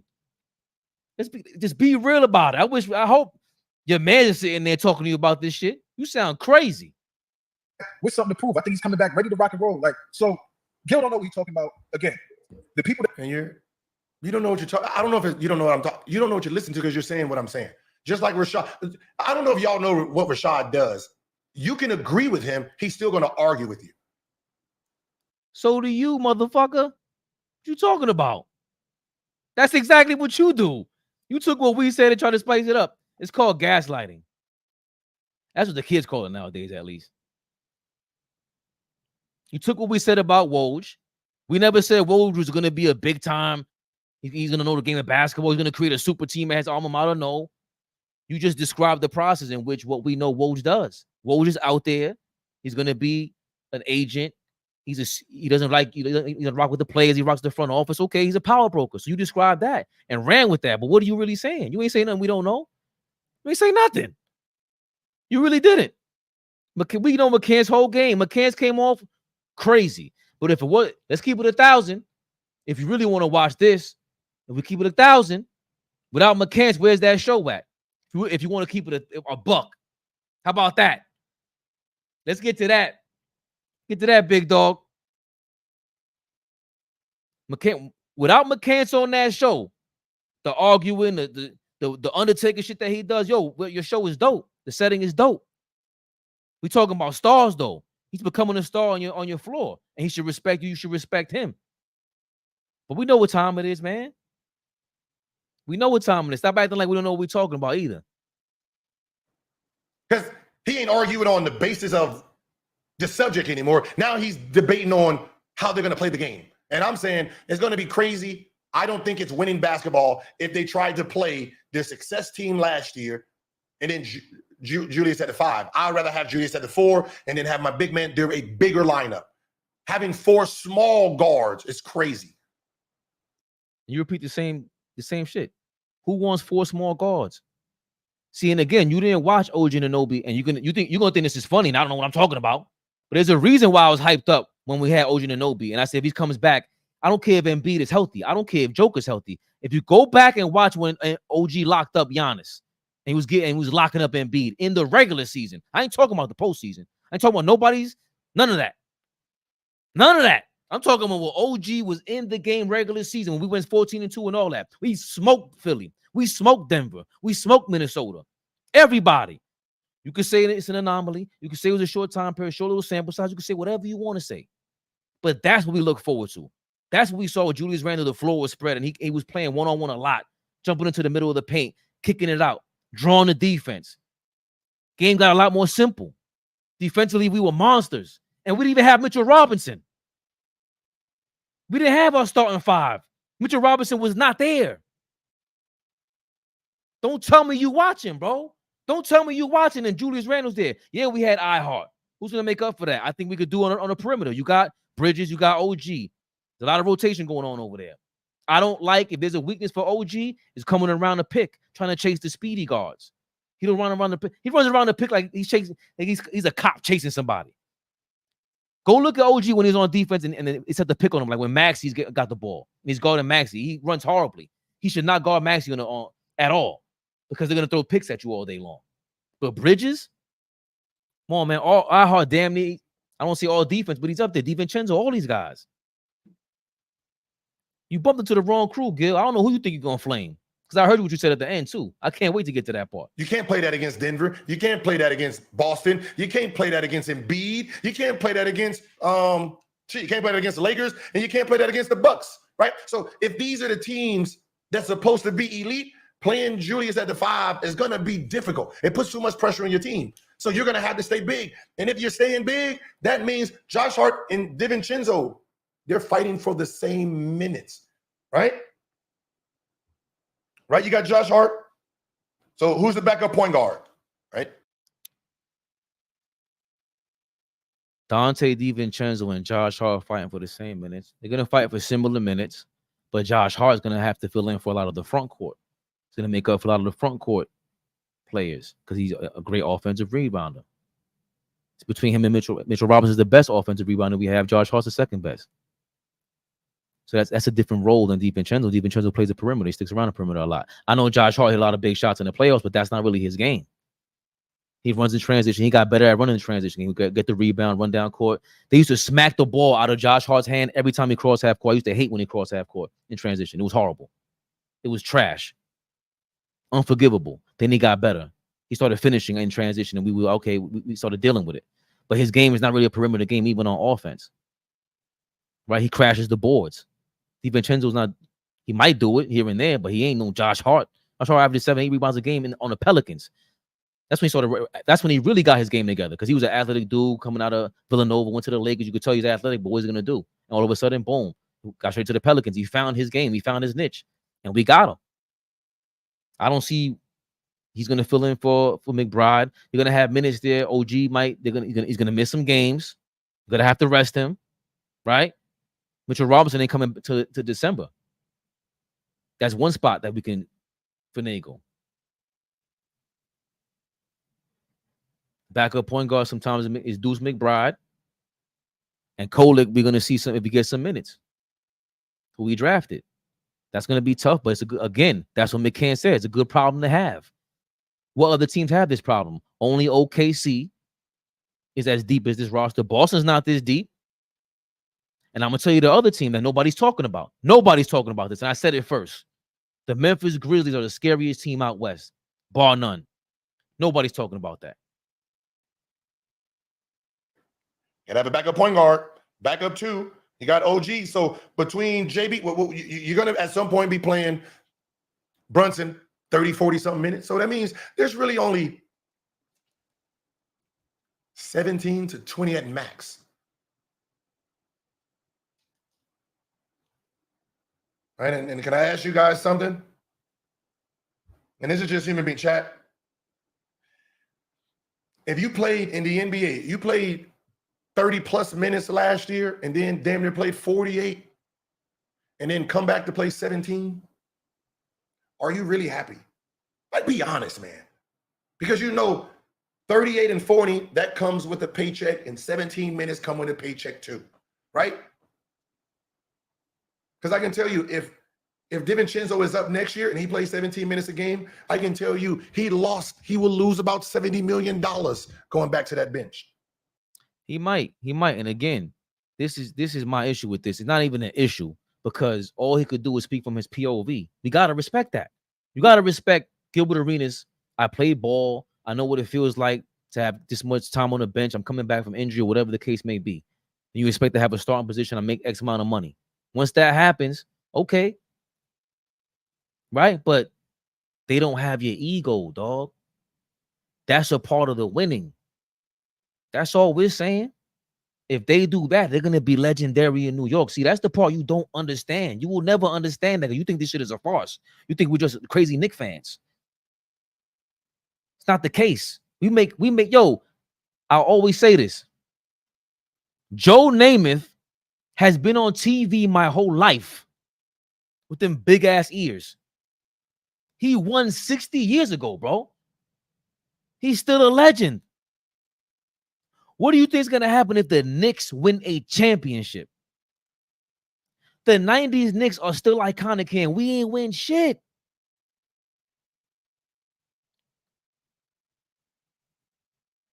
It's not what you do, it's really how you do it, Gil. That's really what it's about. That's where you get respect from. See, I kind of respect you because you still went on the platform, you talked about us, and you really didn't. It's funny. It was getting too much. Like, that wouldn't take place in person. I guarantee you that. I'm letting that be known right now.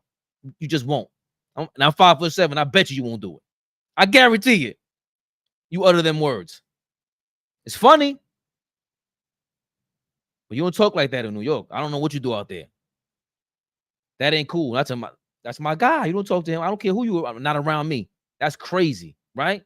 So we keep it respectful, like you said. I appreciate the love. Show us the love. That's cool.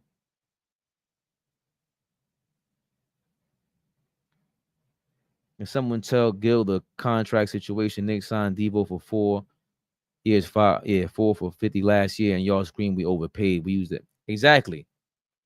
Said the same thing about Brunson. We overpaid for Brunson. We overpaid for DiVincenzo, and all of a sudden it's a discount. Now all of a sudden they're gonna ask for even more money.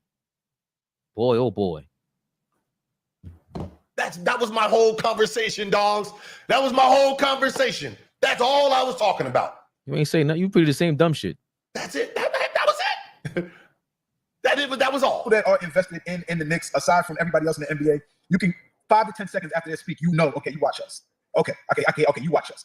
And 5 to 10 seconds to let me know, okay, you don't get your face. You don't watch us. So I want to get back to the topic you guys touched on. And I want to pause again. Real quick, can you finish just a little bit? Right. That's what I'm saying. They're going to touch on the chemistry part. That hold on, because this is the perfect guy to bounce a damn brick off of. But we took advantage of them. And what I'm saying is your best lineup is the 3 guards because how they play with each other. So now you're going to sacrifice your real chemistry. Yeah, it wasn't real chemistry if everybody was hurt. The fact that he's saying no on look at this. So now you're going to sacrifice your real chemistry. Yeah, it wasn't real chemistry if everybody was hurt. Yeah, if it was, where did they go last year? So you're saying the Nova Knicks, that you guys are calling it the Nova Knicks for a reason, right? Like, dude, get your hate out your blood so you can get information. You calling it Nova Knicks because they were good. They played well together. That is a fact. How many of the Nova Knicks were starting when we went 14-2, Gil?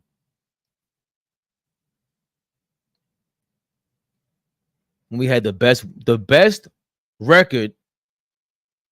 January was the best record in a month that we had my whole life, basically, for 30 years. How many Nova Knicks started?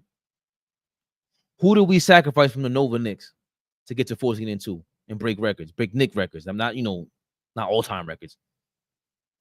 That's the chemistry we're referring to. So when you're referring to some chemistry in the playoffs, That you think that was the remedy. You think that's the formula. It's not. It's not the formula. We didn't sacrifice the formula. We got our formula got eclipsed. It got handicapped. That's the part that you're missing because you keep getting bumping your head over there. On what? What are you doing on the invisible ceiling over there?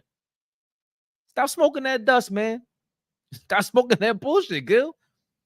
We got good shit over here in New York City, bro. We'll hook you up. How are you shaking off of facts? Like, so if I go there and put them 3 niggas' names in and then say what their record was at the end of the season and how they did in the playoff, you're still going to shake like that wasn't a real thing? Oh, it wasn't. That is a fact. I'm talking about who they are, who they were last year. We don't know who they're going to be. We're guessing. So all this shaking and shit that you're mad about is what they were last year. You can't dispute the fact of who they were, the chemistry of them. OG, Randall, that team don't have chemistry with them coming back. So this new Knicks don't have chemistry because they got to figure that out. There's 3 new starters. Wait, hold on. There's 4 new starters in a sense. I mean, OG started, but you guys get on. Technically, there's 4 new. There's a starting 5 that got to get to know each other. But I'm talking about. We don't know if Precious is going to start yet. We don't know if Randall's going to start the season yet. That's up in the air still. So you got OG and Brunson are the only returning starters for sure at this point. That's what we know. So Josh Hart might start, or Chua might start. That's all we know.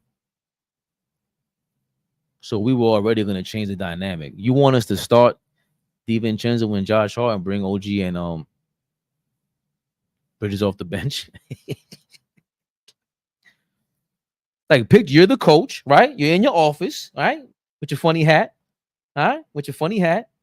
You're the coach. You coach Gilbert with this stupid look on your face. I walk into your office. I'm Josh Hart, and I tell you, yo, man, I think I should start.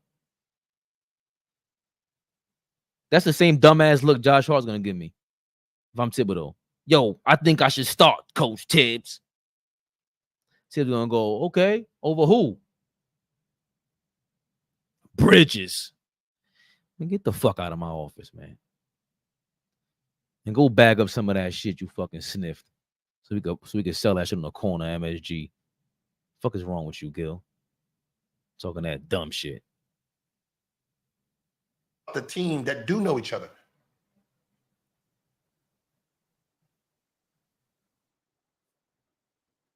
Created chemistry, yeah, but it wasn't the real chemistry. But they had to. But now here becomes the problem this year. Now let's say they're not winning, or they're struggling. We don't go back to some of those guys. We're going to say everybody that was hurt go back to being hurt. No, we can what? We can win. But now you got everybody healthy. I'm just saying. These niggas is giggling. I want every. Yes, yeah, because listen to what he said. But now here becomes the problem this year. Now let's say they're not winning, or they're struggling. We don't go back to some of those guys. We're going to say everybody that was hurt go back to being hurt. No, we can what? We can win. But now you got everybody healthy. He's saying what we're saying, you prick. So you want everybody that was starting to go back when everybody got hurt, the people that was starting, you want them to start? That's what's so funny, moron. The hell are you talking about? How don't you understand that? You. We 3 hours in, I doubt you'll make it. I'll timestamp it for you if you need. Or I'll clip it up for you. What don't you understand about that? You want everybody that was hurt to get hurt again, so that the same people could go start and we could go to the playoffs and have the same problem. That's what he's telling you. But you're not listening. Just like McCants, you argue the same way. That's your problem. You don't get it.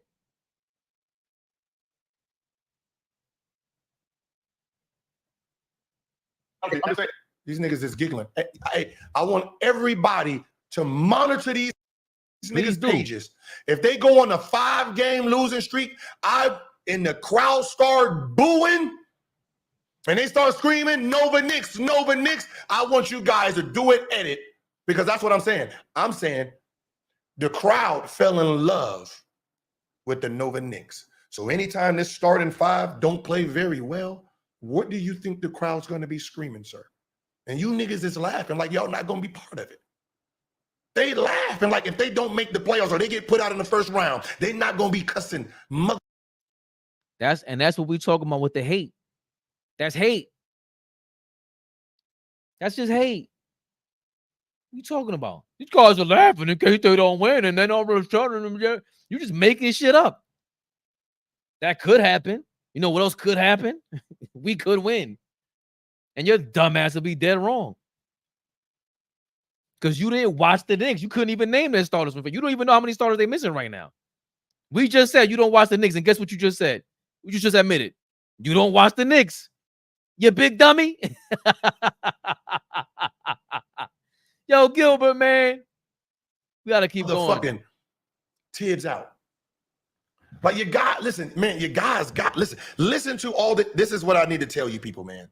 If you want to be in this sports realm and be successful in the sports realm, if you're biased, say you're biased about. We're biased. We're biased. We're biased. What about you? You biased to your point of view too. The human, bro. God, this guy, man. Big time, Turbo. Big time in his feelings. It's all good, though. You got to love the love. Certain things. Other than that, let it go. Let it all go because it don't matter. Right? Let the ego and your bias go so you can get all the information. Or you just sit here and look goofy shaking your head on some shit that's just a fact. What was the fact? He's saying he's not going, well, remember, he's a new Knicks fan. Well, McCann, we know. If he's coaching, he's saying, fuck Josh Hart and DiVincenzo. That's what he's really saying. We watched the show, bro. We love the show.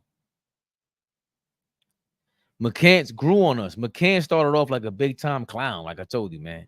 But now it's like he's making the show. He fell into his role, man. We know what he is, man, but it's still Knicks all day. The Knicks bandwagon's getting bigger. You think that we didn't notice Kendrick Perkins all of a sudden picked the Knicks? Just about when he's like, this team might be popping off, man. Who has the real fan base on Twitter? You got Golden State, you got the Lakers, you got a couple out there, but it's really Golden State, the Lakers, the Knicks, and I don't know who else. Kendrick Perkins be on Twitter, bro. We're not fooled by this, man. We in the mix. Who you think you're dealing with, Gilbert? But you New York Knicks fans ain't gonna be saying that. Goddamn Stephen A. Smith fucking forehead. Speaking of forehead, that motherfucker shiny right there. God damn, dog, let it go. Listen, man. He in the chat. Oh, Allball TV. I don't know how to send a link, but look. We were in there. Shorty was hating. I'll send a link. What the fuck you gonna talk? You gonna talk about the same shit I'm talking about? Hey, Miss Sunshine, is there a link you can send him? We would have flamed you. But you gonna get up there and talk about himself? Yeah. And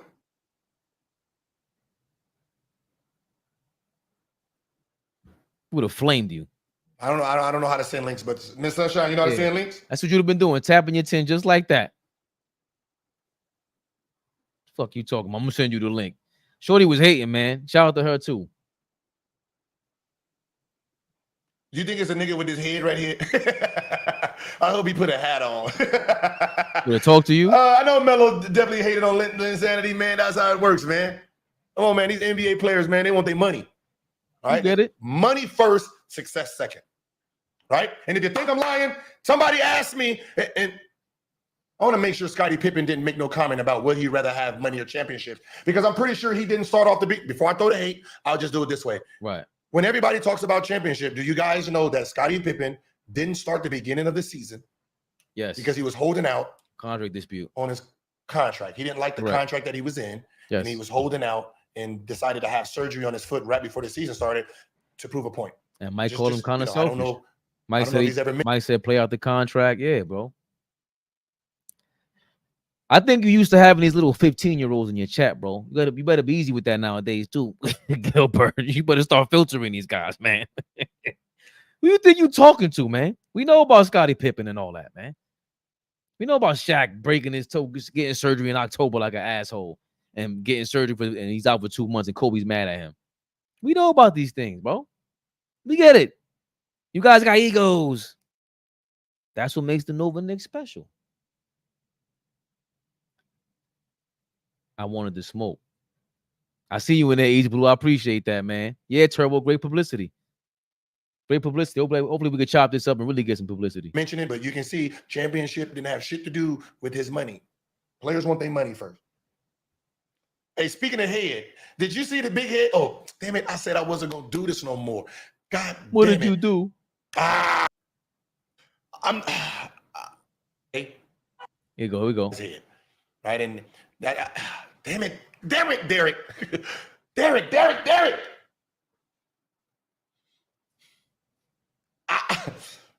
I know you want to. I mean, you know, if you'd had the gold medal on you, I'm probably sure he wouldn't hit you. I mean, Nah, he might what have I do as you as an NBA. You show it? Woo! Slept. Whoa! Bang. Look, Hold on, let's get to the he hit end the though. nigga so hard that This we talk. the Gil the same way. Let's see we talk on the Nah, spicy. Mid-Africans is cool, man. I gave them exposure. Now when we talk spicy. I got a page. I like the spicy It says talk. team 2, 6% Okay, in my dumb work shit. town. Sorry. Bron wasn't. See, LeBron wasn't on the team. I didn't have Bronny when you guys did the vote. I didn't have Bronny's in 2025. Hey, my sources said LeBron James was picking his son from my source. So I have a draft 2 days before. I get to make it happen in real life before it happens in real life. Basically, I told Brandon, that's how bad you are as a coach, that your team percentage is higher than Kenyon's, but he beat you. Your card is probably a 95, which I hope he allows it. He wants to say we have to put everybody in a position and the ranks have to play. Well, cool, because when like nigga, take reality out of it. Like we know how great Wemby is and what he would do, but the problem is this. You have to think about the metrics of a game. My players is Hall of Fame. They're already labeled Hall of Fame, right? You have active 2K? players in real time. I can't play 2K They're not anymore. they don't understand that, right? So, all right. Y'all know I take about 10, 15 minutes before I say goodbye. Hey, all that TV, man, listen. I get it, man. I don't be wanting YouTube beefs, man. I really don't. I don't like doing this, right? I like just creating a positive atmosphere, doing my little thing, and keep it like moving, that. bro. I don't want to go back to the old me, right? Who's The old me you? ruin pages, man. I'm trying to tell you, I ruin pages, man.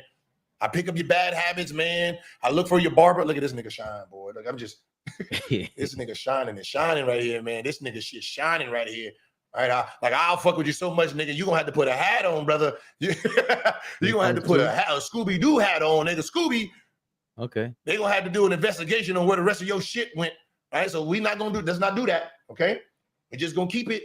Let's let this be the last of our thing. Let it be the last. What that mean? That's it. What that mean? You ruin channels? Gilbert.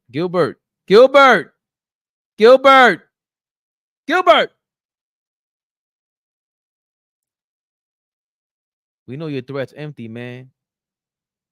Stop talking like that, bro. What YouTube beef? Stop talking that dumb shit, man. Appreciate the love. This was amazing. Just taking the time out. Gilbert Arenas took an hour and a half to talk to us, bro. That's kind of crazy if you think about it, right? He's popping on YouTube. He's popping on Twitter. He pops, he's viral all the time. We love it. Thank y'all for sticking around. 3 hours. I knew it would take that long. I hope I'm able to chop it up because that's going to take a long time to chop up. I'll see what I could do to chop it up and maybe get some more likes and views. Again, salute Gilbert Arenas. We love the game just like you. You might know way more about the game, how to deal with a 1-4 flat and all that. You might know how to do, swing the ball around and pack the line defense and all that. You might listen, man. I don't know shit. But you made a bad comp. You made you don't fight fires like a firefighter. That was terrible. Because I'll tell you this, right?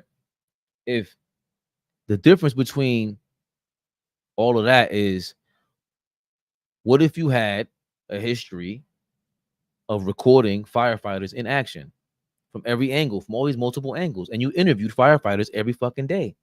You had reporters coming to you every day as a firefighter. Hey, how's it going? And they interviewed you every day, and they recorded every single firefighter with all their emotions.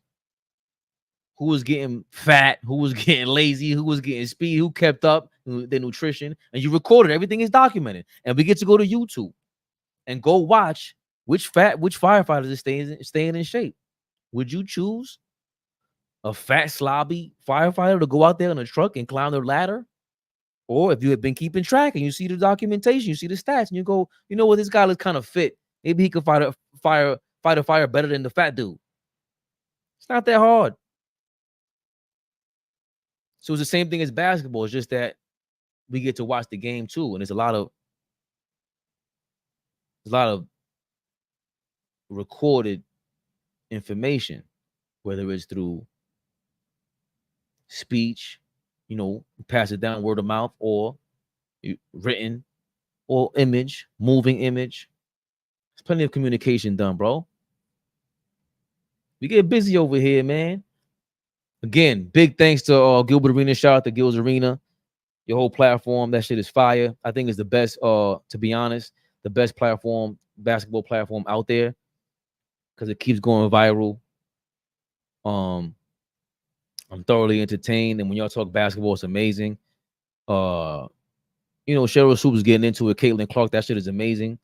And then you still invite her up there, so that shit is love. Because where would Cheryl Swoops go if it wasn't for you? You know what I'm saying? Like, we know she's mad at Stephen A. Smith. So that's what makes it dope. You being the anti-hero, being the rebellious guy and all that. We appreciate that, because we see a lot of us and y'all. The way you guys argue, it's the block. It's like you're on the block talking shit. We love it. We love it. We really ain't a lot different, except we probably like a foot taller than me, Gilbert.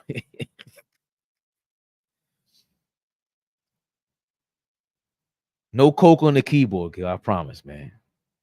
Shout out to Rashawn McCann's Big Knicks all day. Is Mr. Dry Snitch really popping off? I don't know. Hold on, Fish. Let's not flame him. Don't flame him. He's a Knicks now, man.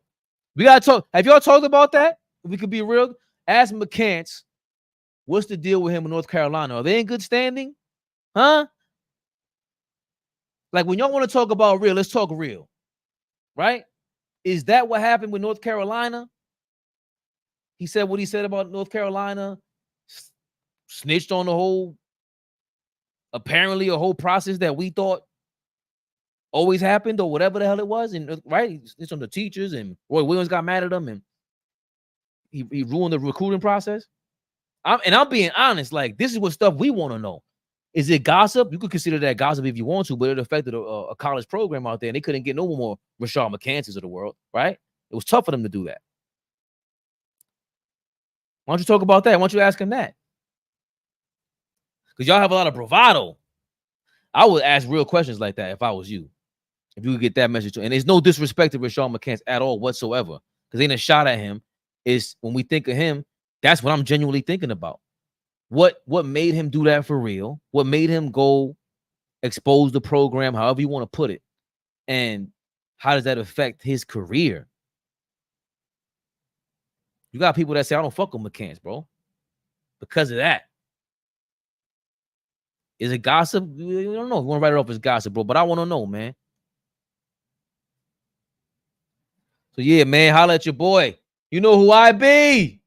3 hours on a random Monday. Jesus Christ. Hold on, we gotta.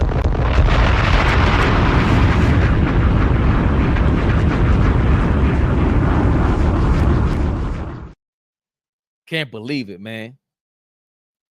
Shout out to Flea. Big Flea. Never the little one. Allball suckers. Listen, man, you know who I be. Should have checked the views in it. Okay.